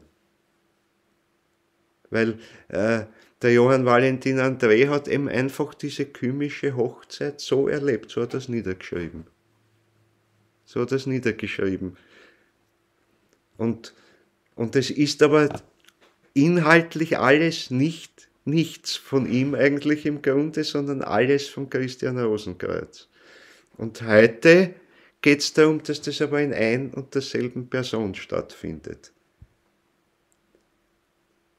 Das ist das Wichtige. Das ist auch der deutliche Schritt eben von der Theosophie, mit der ja Rudolf Steiner begonnen hat, dort sein Wirken in der theosophischen Gesellschaft und dem, was Madame Blavatsky gegeben hat, also die die hauptsächliche geistige Quelle war für die theosophischen Lehren, auf denen durchaus die Anthroposophie irgendwie aufbaut, will ich nicht sagen, aber eine gewisse Verwandtschaft hat damit. Es gibt da deutliche Unterschiede. Aber Rudolf Steiner hat ja am Anfang also seiner Vortragstätigkeit über die geistigen Dinge ist ja dadurch entstanden, dass er 1900 eingeladen wurde, in Berlin, wo er bereits war, in einen theosophischen Kreis, damals einen Vortrag über Nietzsche zu halten, mit dem er sich sehr intensiv beschäftigt hat. Gerade mit Nietzsche auch, der ja unter anderem hat das Wort gesagt, Gott ist tot und so weiter. Und dass sich Steiner also gerade mit solchen Leuten oder dann auch mit Anarchisten, aber nicht mit dem geistigen Anarchismus beschäftigt hat. Es gibt keine Regeln. Es darf keine geben. Niemand darf dem Ich eigentlich irgendwas vorschreiben. Dort, wo es wirklich aus dem Ich heraus tätig sein soll. Das heißt nicht, dass er jetzt umstürzlerische Impulse hatte. Es geht darum im geistigen Denken und da brauchen wir es sehr wohl. Wir sollen lernen und wir sollen es aber wieder beiseite schieben können und sagen, alles, was ich gelernt habe und ich muss daraus was Eigenes machen. Das ist die Riesenaufgabe heute. Da muss man eigentlich jedem Schüler sagen, hör dir an, was der Lehrer sagt, aber dann mach dir Eigenes. Und mach's ganz anders. Aber wenn der sagt, das passt nicht. Nach Lehrbuch was zu machen, ist nur eine Übung. Die kann nützlich sein, die kann auch schädlich sein. Rudolf Steiner hat seine Anthroposophie in seinen Vorträgen oder in den Schriften so gegeben, dass sie immer wieder den Raum schafft, dass man selber etwas dazu tun muss, um es überhaupt erfassen zu können. Wenn man nur den Wortinhalt nimmt, seiner Vorträge, seiner Schriften, dann hat man Anthroposophie nicht verstanden. Dann kann man nichts damit anfangen, dann hat man sie nicht ergriffen. Es ist eine Orientierung, das ist gut, also es ist einmal, ich habe die Landkarte studiert sozusagen, die Landkarte der Seelenwelt, der geistigen Welt und so weiter, aber ich habe im Grund keine Ahnung davon, wie es in Wirklichkeit ist. Um an die Wirklichkeit heranzukommen, muss ich selber tätig werden. Und das ist der Übergang eben aus diesem durchaus disziplinierten Denken, das aber immer lebendiger wird und immer mehr eigene Schöpfung wird. Über das haben wir gesprochen, also bei den ersten beiden Stufen dieses Rosenkreuzer Schulungsweg geht es zuerst um das Studium, das heißt sehr wohl, studiere, was haben Rudolf Steiner, andere gesagt vorher.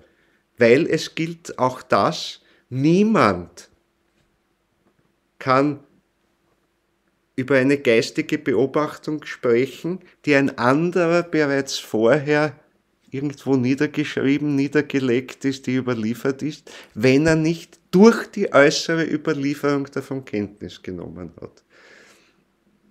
Warum? Es ist im Äußeren genauso.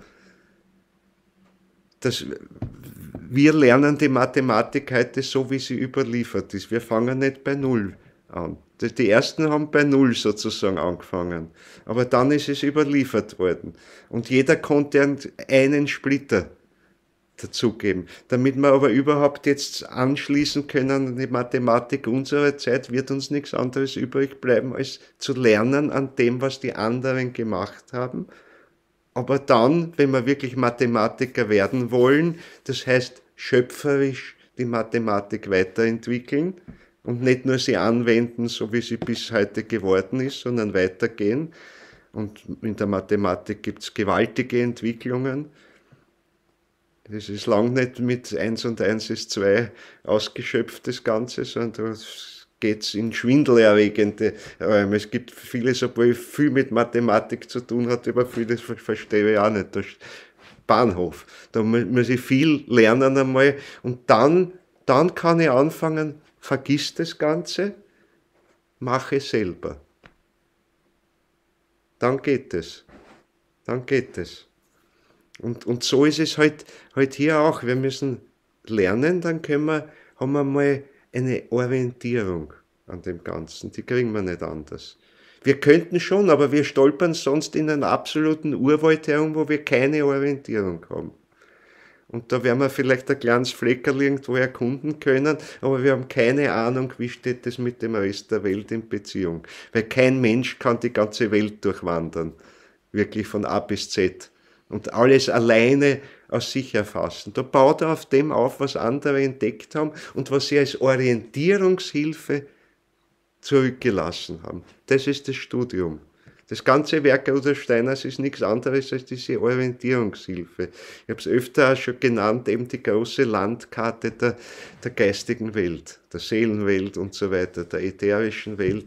Wir haben Orientierungspunkte.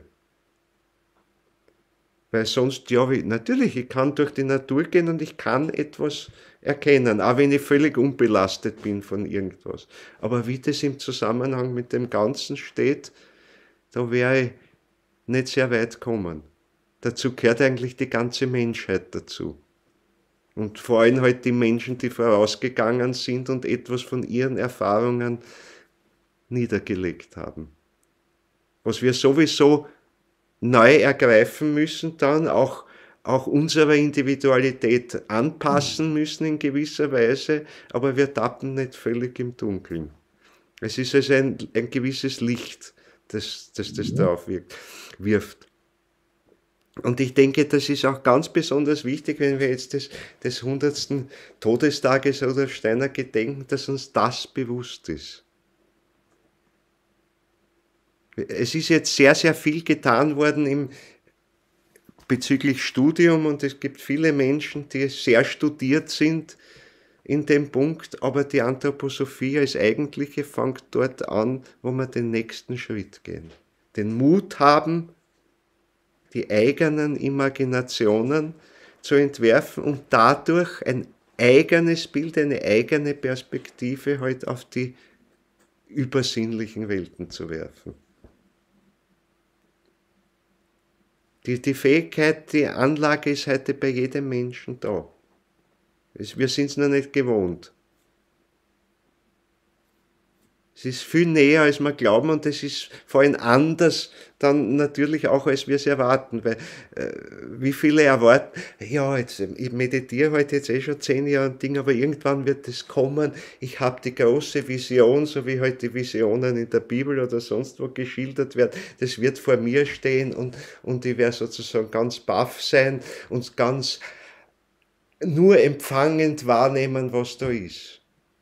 Na, wir müssen das Bild selber, die Imagination selber gestalten. Und je nachdem, wie wir es gestalten, werden uns gewisse Aspekte bewusst werden, zugänglich werden. Das ist etwas aber, was wir nicht erfunden haben einfach, sondern was wir, wie soll ich sagen, durch unser Malen freigelegt haben. Es ist eher so, ich habe das die letzten Male schon oft erwähnt, dieses malende Schauen innerer Bilder mit starkem symbolischen Gehalt, Formulierung, die auf den Physiker Wolfgang Pauli zurückgeht, der auch solche Imaginationen aber nicht voll bewusst hatte, sondern eben immer in der Traumphase. Also wenn wir zur richtigen Imaginationen, wie sie heute angebracht sind, hingehen wollen, dann ist das ganz vollbewusst, im vollen Wachbewusstsein. Es wird bildhaft wie ein Träumen, es wird sehr lebendig, aber man ist ganz wach dabei. Und man weiß, das Bild habe ich geschaffen, aber ich habe nicht willkürlich etwas geschaffen, sondern es ist entstanden aus dieser Wahrnehmung eines seelischen, eines geistigen Impulses, der auf mich zugekommen ist. Das heißt, aus der Begegnung mit einem geistigen Wesen, das ich zwar nicht mit Augen sehe, das ich aber seelisch wahrnehmen kann und geistig erfassen kann. Wenn ich diese seelische Wahrnehmung geistig erfasse, dann besteht dieses geistige Erfassen eben in dem, diese Imagination zu gestalten, sie zu bilden. Ich meine, wir haben zweifellos heute auch im anthroposophischen Umfeld oder so etliche Menschen, die noch Fähigkeiten von früher mitbringen, die ein visionäres Hellsehen haben, und es gibt andere, die Imaginationen haben, eben ganz ohne alten Visionen. Die alte Vision heißt nur, mir ist der Prozess, wie das Bild entsteht, nicht bewusst. Und dann bin ich aber unfrei drinnen. Und es entsteht sehr oft der Irrtum, man glaubt, naja, wirklich kann es doch nur eigentlich sein, wenn ich unfrei drin bin. Wie kann denn das sein? Ich mache das, dann ist ja meine subjektive Perspektive. Wie kann es denn dann was Objektives sein? Aber darüber haben wir auch schon gesprochen. Wir haben immer unsere eigene Perspektive, selbst im Äußeren sehen. Wir können uns trotzdem gut darüber einigen, und trotzdem sieht jeder die Welt anders. Ja, sicher, wenn man vor dem Großglockner steht, werden alle den Großglockner sehen, aber im Groben. Aber in vielen Details sagt ihnen der Großglockner, erzählt ihnen ganz was anderes als dem Nebenmenschen. Ja, über die äußere Form, das ist aber nur das Physische, über das können wir uns ziemlich einigen, wenn man halbwegs aus dem gleichen Blickwinkel schaut. Aber viele Details, vieles, was tiefer geht, wird ganz individuell nur aufgefasst. Niemand sieht alles gleichzeitig. Auch nicht der Rudolf Steiner. Er sieht das, auf das er sich konzentriert. Wohl wissend, dass jede Imagination in Wahrheit unendlich ist, weil sie das geistige Leben des ganzen Kosmos umschließt. Aber wie soll ich das auf einmal bewusst erfassen, und vor allem, wie soll ich es auf einmal den Leuten schildern? Da müsste ich unendlich lang reden wahrscheinlich. Das haben wir heute noch nicht. Das unterscheidet uns von höheren geistigen Wesenheiten, die ja auch im Grunde so etwas haben, was dem Imaginativen halt auf andere Art, aber als beim Menschen entspricht. Die haben halt ein viel größeres Panorama vor sich, und sie haben es ja auf eine visionäre Art, wenn man so will, zwar nicht gekleidet in sinnlich optische Eindrücke, aber wir vergleichen halt, wir sagen Bild und vergleichen es immer mit einem äußeren Bild irgendwo, und wir erleben es bis zu einem gewissen Grad auch so, wenn man die Aura irgendwo sieht, ja, dann hat man halt diese eiförmige Hülle oder rundherum, aber das ist trotzdem unser Bild. Was da ist, dass eine gewisse astralische Ausstrahlung da ist, dass der Astralleib da ist, er hat gewisse Charakteristiken. Und die spüren wir bei einem anderen Menschen. Viele Menschen spüren das und wissen gar nicht, dass damit sowieso hellsichtig sind. Sie sehen es halt nur, das heißt, sie werden sich dessen nicht bewusst, aber sie spüren sehr wohl das. Also im Grunde würde das ganze soziale Leben überhaupt nicht funktionieren, wenn wir davon nicht eher einen großen Teil unbewusst mitbekommen würden. Und es geht halt, entgeht unserer Aufmerksamkeit. Wenn ich wach genug dafür sein kann, was lebt denn da seelisch in dem Menschen wirklich? Was geht geistig in dem Menschen vor? Und damit meine ich nicht, dass ich jetzt Gedanken lesen kann oder so, um das geht es überhaupt nicht. Es geht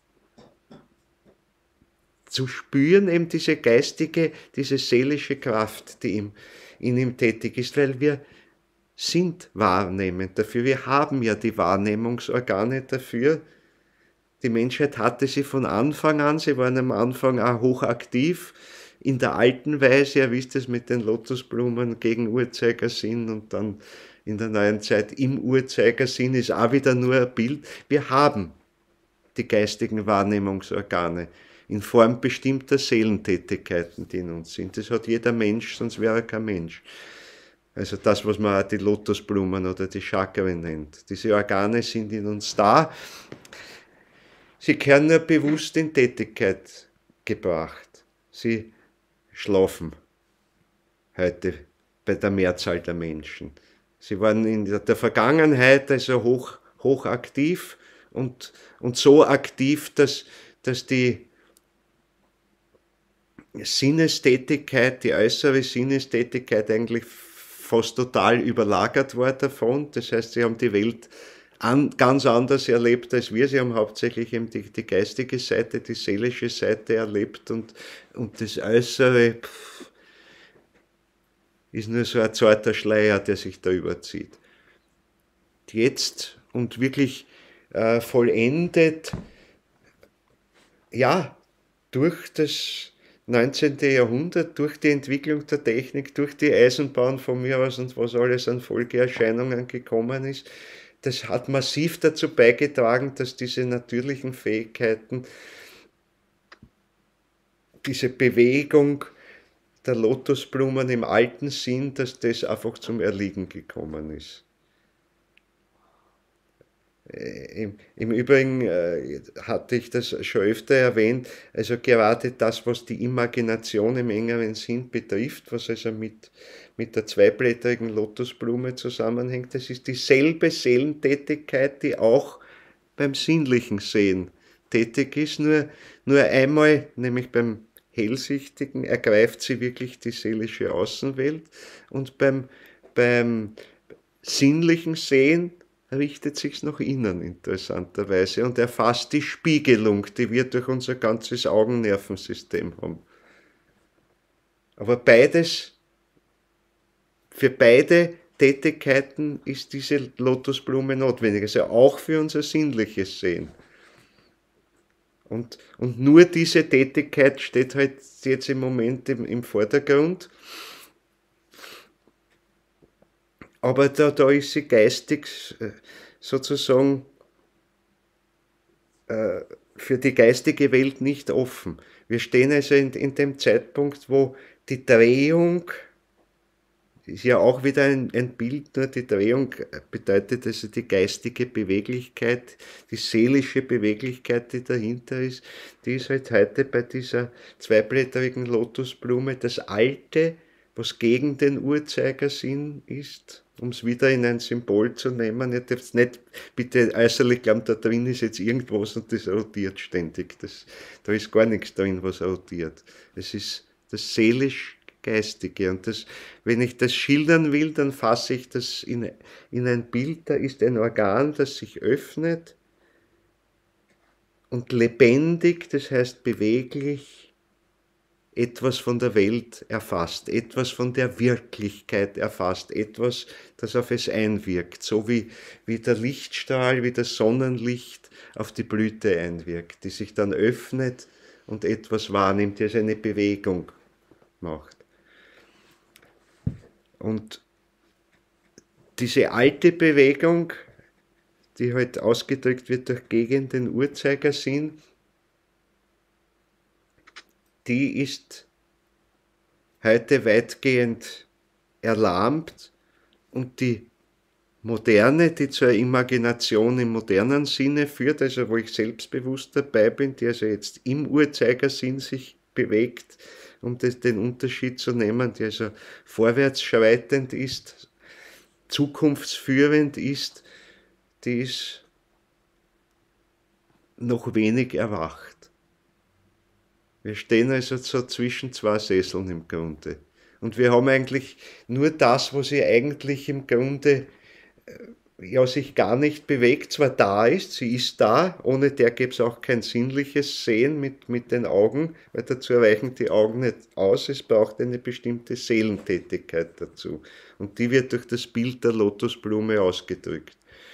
Also etwas, was aus den Seelentiefen sozusagen heraufkommt und sich zuwendet dem Bewusstseinslicht, so könnte man es auch nennen.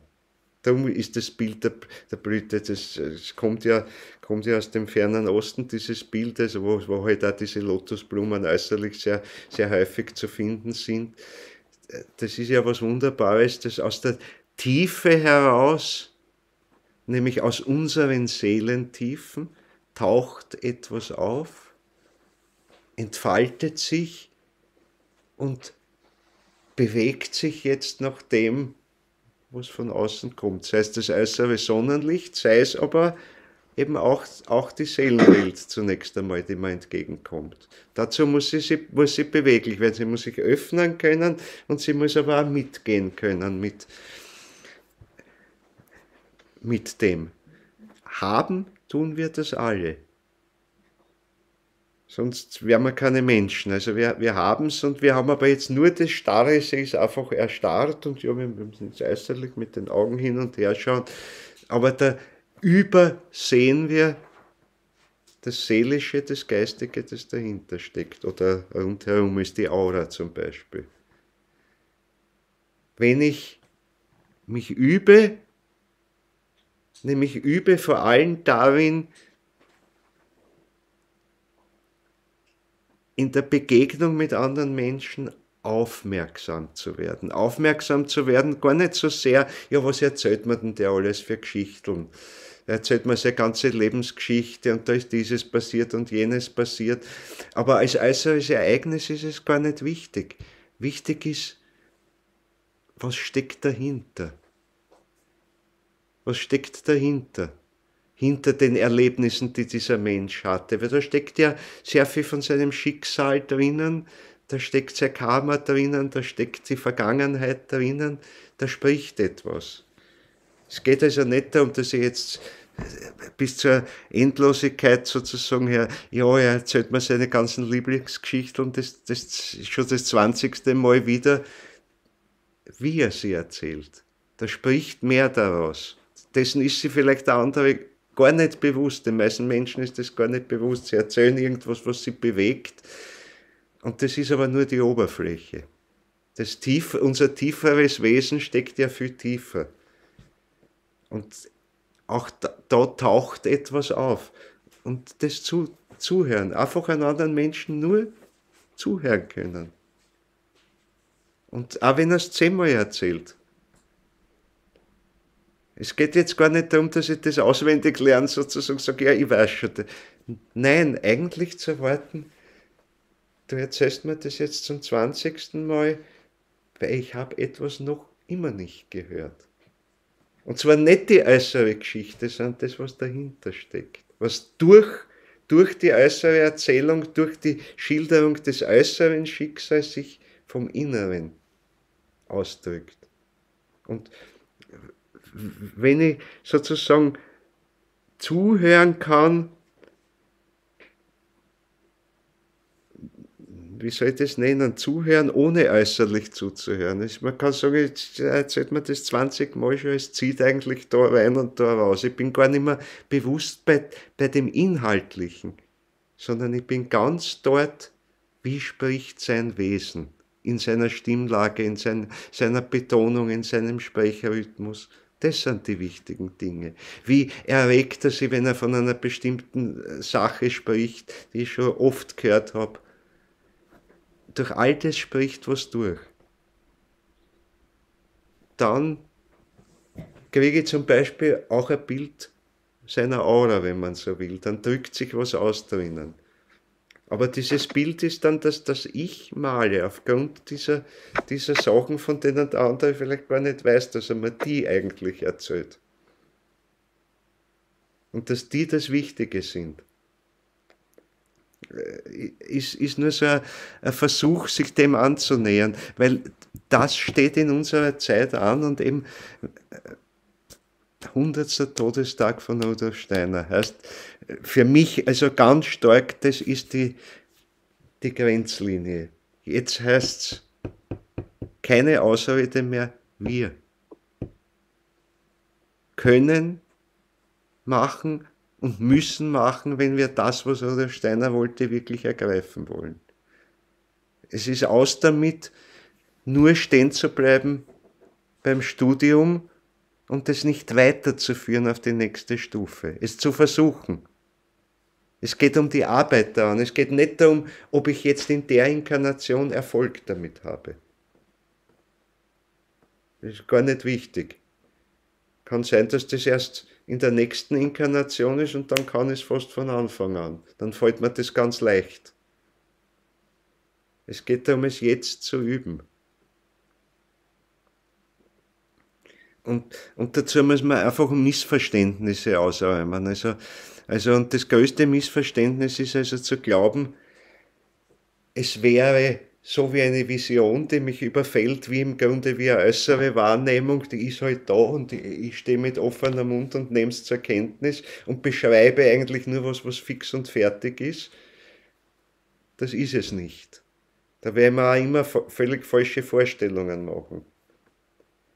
Sondern ich werde es nur dann ergreifen können, wenn ich einerseits in völliger Selbstlosigkeit zuhören kann, dem anderen. Daher ist es so wichtig, innerlich dann nicht dabei zu kommentieren, ja, sehe ich auch so, nein, ist ein Blödsinn, was er mir da erzählt. Nein, unsympathisch, mag ich nicht. Oder, toll, schön, wie er es erzählt. Das alles wegzuhauen. Nur eigentlich neutral, aber mit großer innerer Anteilnahme zuzuhören, wie erzählt er. Das heißt, die Geschichte als solche ist nicht wichtig. Es ist nicht wichtig, ob man das sympathisch oder unsympathisch ist. Das ist alles nicht wichtig, sondern das Wie. Das Wie, weil da ist seine Seele tätig im Untergrund. Das ist nämlich dem anderen Menschen meistens auch nicht bewusst. Aber wir erzählen so viel dadurch, durch die Art, wie wir etwas erzählen, wie wir uns bewegen auch. Also gerade Handbewegungen, Gestik spielt eine große Rolle. Und Steiner hat das ja so oft geschildert, dass gerade wenn er die Bewegungen, die Bewegung der Hände namentlich eines Menschen beobachtet hat, dass das ihm den Zugang gab zu seinen früheren Inkarnationen. Das zu erkennen.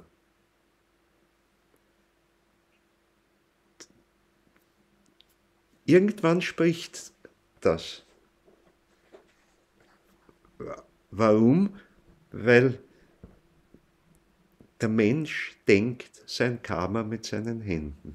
Namentlich mit seinen Händen. Die Füße spielen auch eine Rolle, aber wir denken unser Karma mit unseren Händen. Ununterbrochen. Es liegt in der Bewegung unserer Hände drinnen. Wir können es nur nicht lesen. Und da muss ich aber jetzt keine äußere Filmaufnahme machen davon. Ich muss nicht einmal genau sagen, wie macht er das? Ich muss es nur verfolgen können. Achten darauf. Achten darauf. Da ist vieles drinnen natürlich auch, was jetzt aus der Inkarnation stammt, ob einer geschickter ist, ungeschickter ist, sicher hat sie manche Geschicklichkeit in einem Leben erworben, ein anderer nicht. Aber es ist auch die Frage, warum nicht? Warum ist einer so geschickt mit den Fingern und kann Dinge, wo ein anderer, bis man da einfädelt in eine Nähnadel mit dem Faden, 10-mal daneben, mache ich es eh schon 5-mal nass und bin wieder daneben. Ein anderer, und es geht. Und ist geschickt. Woran liegt das? Das kann alles aus der Vergangenheit auch kommen.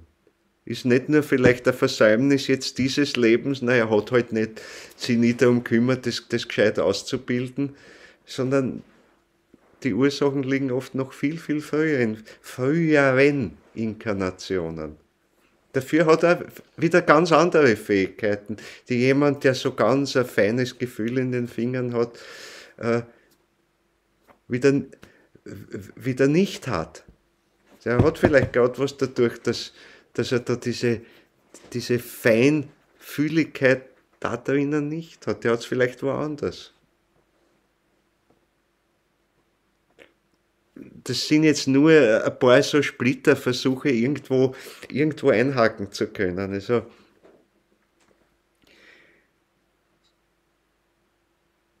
Also diesen Schritt gilt es zu gehen. Und jetzt in Bezug auf Rudolf Steiner, er ist diesen Schritt in seiner Inkarnation als Rudolf Steiner ganz deutlich gegangen, den Schritt eben von einem alten, wenn man so will, visionären Sehen, also wenn man namentlich das nimmt, wo er dort mir erscheint, die Schwester seiner Mutter, die Selbstmord begangen hat, irgendwo weit, weit entfernt, und er das als Vision, als Bub, als 8-, 9-Jähriger erlebt, wie er im Wartezimmer des Bahnhofs sitzt. Wieder sehr interessant, er sitzt ganz alleine im Wartezimmer des Bahnhofs und dann erlebt er, die Tür geht auf und da kommt eine Frauengestalt, die ihm irgendwie erinnert an ein Familienmitglied, eben an die Mutter, und den nur ihn bittet sozusagen, tue für mich so viel, als du kannst. Und dann verschwindet sie im Ofen. Und da steht also so ein Kanonenofen in dem Ding, der die Station wärmt, dort verschwindet sie. Also sie kommt bei der Tür rein zwar, aber sie verschwindet dann in den Ofen. Also es ist kein äußeres Erlebnis, es ist wie ein Tagtraum oder was, den man erlebt. Aber es ist ganz deutlich eine wirkliche Begebenheit dahinter, weil dann einige Tage später merkt er halt also, wie eine sehr ernste Stimmung in der Familie aufkommt. So lange hat es halt gedauert, bis die erfahren haben davon, von dem Selbstmord dieser Schwester. Und er hat es erlebt, obwohl er räumlich dort nicht dabei war. Das heißt also, es ist auch nicht einmal notwendig, dass wir jetzt diese äußere Beobachtung haben, sondern eine gewisse Aufmerksamkeit hat, was tut sich überhaupt in der Seelenwelt, sage ich mal. Und da ist das Interessante, da muss ich eine gewisse Entspanntheit in meiner eigenen Seelenwelt haben. Da muss ich wirklich jetzt, wenn ich jetzt da sitze und grübel, was wird aus mir werden oder was ist, da bin ich völlig blind für was anderes. Aber wenn ich einfach da sitzen kann und nicht einmal träumen, sondern nur so, zwar vom Bewusstsein her ein bisschen in der Traumphase sein, aber es ist noch gar nichts. Dann kommt beim alten Hellsehen, wenn eine entsprechende wirkliche Anregung da ist, beginnt sich ein Bild zu formen, beginnt sich eine Vision zu formen. Da bin ich ganz passiv, da funktioniert es also gerade dann, wenn ich ganz passiv bin. Beim dem Weg, der jetzt, und ich sage bewusst letztlich der einzig richtige ist, also im Sinne von, nicht, dass ich jetzt sage, alle müssen Anthroposophen werden, die geistig streben, das ist nämlich auch durchaus nicht der Fall. Ich meine, es ist ein Weg auf jeden Fall, der hilft, einen ganz bewussten Zugang zum Geistigen zu finden. Und insofern ist es der Weg, ein Weg, der unserer Zeit entsprechend ist, weil Sicherheit bekommen wir heute nur dort, wo wir mit unserem Ich wach dabei sind. Das ist im Grunde das Einzige, was uns Sicherheit geben kann.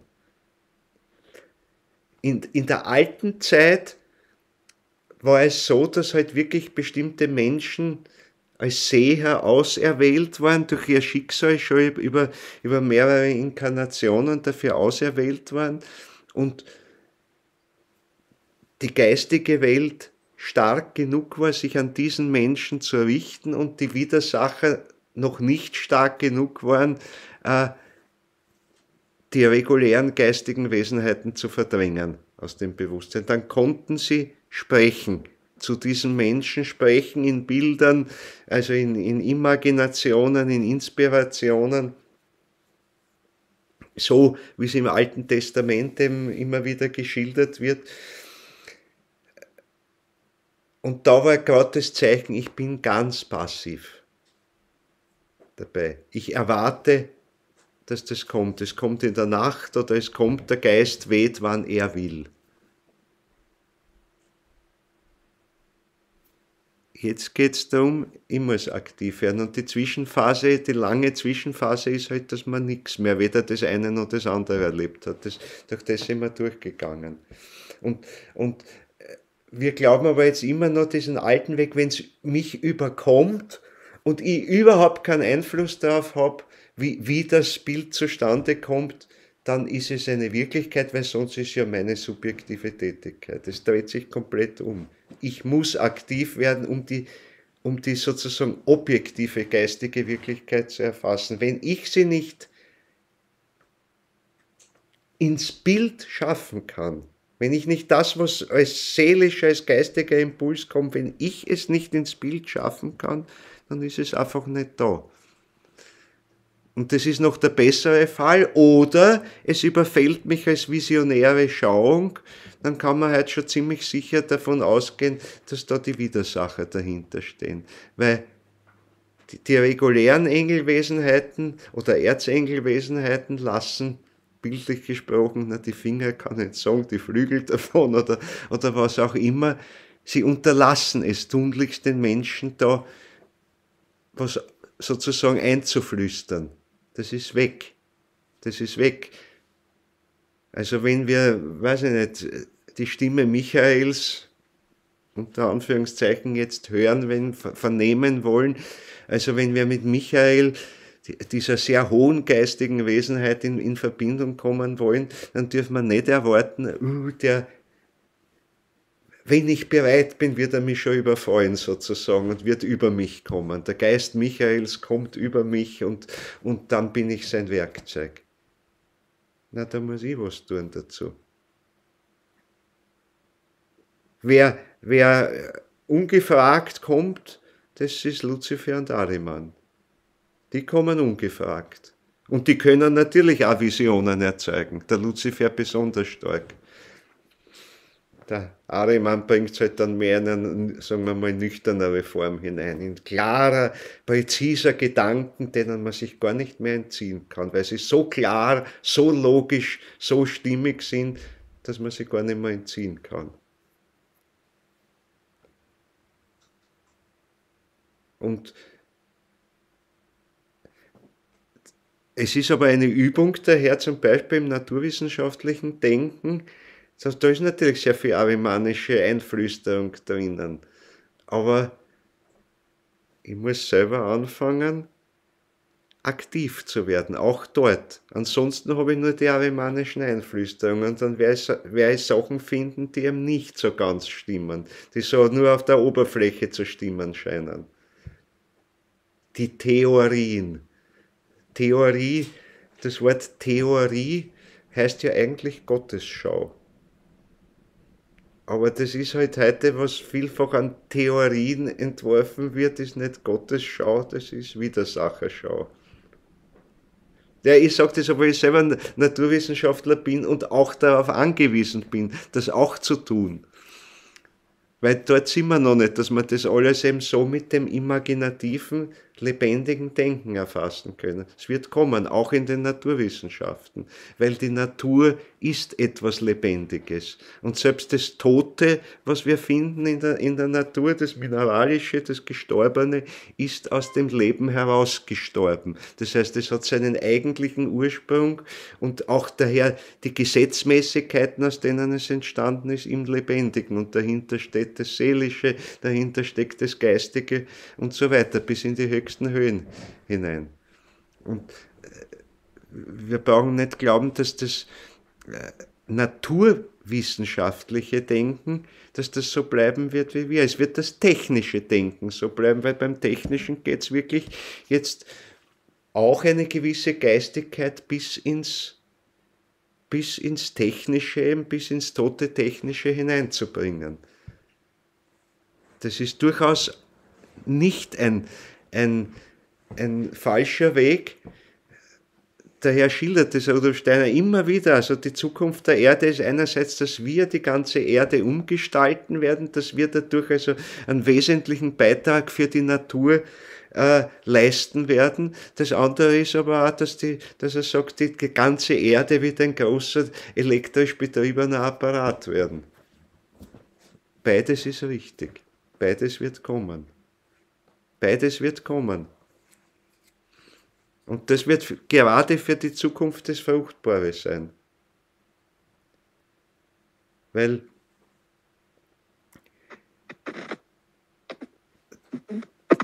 das Ganze hat ja eine riesengroße geistige Perspektive. Wenn wir nur die nächste nehmen zu diesem neuen Jerusalem, aber was dann an Entwicklungsstufen ist. Also nachdem wir nicht mehr inkarniert sind, bis wir überhaupt am Ende der Erdentwicklung sind, da wird es noch gewaltige Stufen geben. Da wird auch noch die physische Erde, so wie sie jetzt ist, eine Weile existieren, während wir schon nimmer als physische Wesen existieren, sondern als ätherisch-astralische Wesenheiten leben und sogar unter Umständen weniger Kontakt direkten Kontakt mit dem Physischen haben als zum Beispiel die Engelwesenheiten. Engelwesenheiten haben wir schon von gesprochen, leben mit den Gewässern, mit den Wasserdünsten auch. Natürlich auch eine ganze Menge Elementarwesen, aber der physische Leib der Engel, sie haben einen physischen Leib, der ist im Wasser zerstreut. Und zwar wirklich zerstreut, keine geschlossene Form. Nicht der See ist der Engel sowieso oder der Fluss. Nein, 100 Engel haben mit dem einen See zu tun, aber zugleich auch mit ein paar anderen Seen und anderen Flüssen, die vielleicht äußerlich gar nicht miteinander verbunden sind. Dort manifestiert sich ihr Physisches. Aber vielleicht auch nur in höheren Sphären, in Wärme, im Luftelement. Jedenfalls nicht bis ins Feste hinein. Wir werden durchaus, wenn wir nicht mehr verkörpert sind, durchaus auch Wirkungen bis ins Feste hinein haben. Das ist auch schon wieder ein Unterschied. Die Engel können das nicht. Und die Erzengel schon gar nicht und so weiter. Wir gerade durch die spezielle Eigenart unseres Ichs, davon haben wir die letzten Male und oft auch schon gesprochen, wo zeigt sich am deutlichsten, dass die Inkarnationen der Menschen, der Menschheit auf Erden beginnt, wo in der Erde etwas zu kristallisieren beginnt. Das sind pure Ich-Kräfte. Das sind die stärksten Kräfte, die es überhaupt gibt, die bis ins Feste hinein, bis ins Tote oder Sterbende hinein gestalten können. Das sind die Ich-Kräfte, das sind die höchsten schöpferischen Kräfte. Im wässrig Beweglichen schaffen zu können, ist viel leichter. Und im wolkigen Luftelement schaffen zu können, ist noch leichter. Oder gar im Wärmeelement. Bis sozusagen das geistige Feuer bis in die feste Form hineinzutragen. Das ist die Kraft des Ich. Daher die ganzen kosmischen Entwicklungsstufen, die der Erdentwicklung vorangegangen ist, nirgends gab es ein festes, kristallines Element. Ein völlig anderer Kosmos, als unser jetziger ist.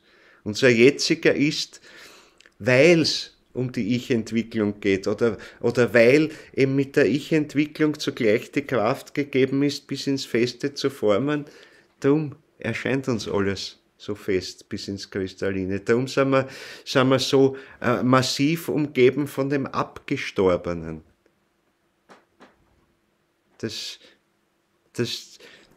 Wobei das Abgestorbene, nämlich auch das, was abgelegt wird sozusagen, nehmen wir es jetzt in Form eines Kristalls, das ist das reifste Produkt in gewisser Weise, das abgelegt wird. Das hat seinen Idealzustand in gewisser Weise erreicht. Dann wird der Kristall hingelegt. Solange er noch lebt, Kristalle leben, solange der Bildungsprozess in Gang ist. Und das ist bei vielen Kristallen, die Natur sind, dauert es sehr, sehr lang und geht immer weiter. Es kristallisiert sich was heraus, ist schon eigentlich fast fertig, wird aber wieder durch die Witterung und dergleichen was aufgelöst davon. Also im Kalkgebirge, Kalk ist ununterbrochen in Bewegung. Da bilden sich bis in Kristalle hinein, aber sie lösen sich ja immer wieder auf. Also das ist eigentlich was sehr, sehr Lebendiges, was dort steht, obwohl es auf den ersten Blick so tot ausschaut. Aber natürlich, wenn ich dann einen Marmorblock herausschlage irgendwo, der rührt sich dann nicht mehr sehr viel. Aber er trägt, ja, wie die Künstler wissen, eine Gestalt vielleicht in sich, die nur befreit wird. So wird es ja oft geschildert, dass der Künstler eigentlich nur die Gestalt befreit, die eigentlich da drinnen liegt. Und er kann jedenfalls nicht gegen die inneren Wachstumsgesetzmäßigkeiten, aus denen dieser Felsblock herausgegangen ist, wenn er gegen die verstößt, dann macht er einen falschen Schlag und das Ganze zerbricht und der Block ist wertlos geworden.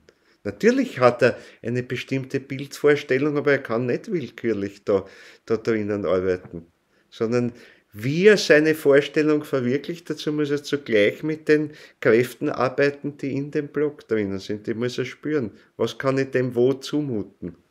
Sonst splittert's, sonst bricht's. Ja, also bis in dieses feste Element hinein, und das ist auch mit dem stärksten Bewusstsein verbunden. Also das ist alles erst während der Erdentwicklung möglich, vorher nicht. Und diese Gestaltungskraft nicht. Komm, Margarita.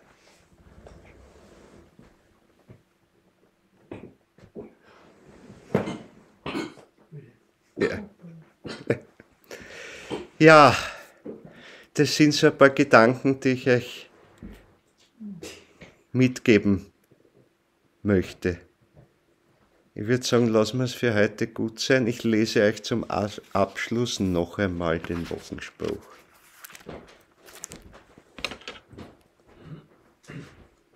Es ist der 51. Ins Innere des Menschenwesens ergießt der Sinne Reichtum sich. Es findet sich der Weltengeist im Spiegelbild des Menschenauges, das seine Kraft aus ihm sich neu erschaffen muss. Die Kraft des Weltengeistes. Und eben wenn wir diesen Weg gehen, von der sinnlichen Wahrnehmung zur imaginativen Wahrnehmung, die im Grunde eine übersinnliche Wahrnehmung ist, die aber in ein Bild gekleidet wird, dann gehen wir auf diesem Weg drinnen. Das steckt auch irgendwo da drinnen. Ich danke euch fürs Dabeisein. Sonntag noch einmal zur Erinnerung. Da möchte jemand sprechen. Bitte einfach zu sprechen. Wer möchte denn was sagen? Jetzt kann man die Mikros öffnen, wenn noch jemand was sagen will. Habe ich nämlich da jetzt eine Meldung gekriegt.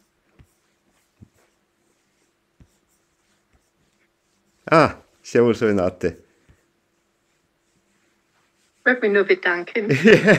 Gerne. So.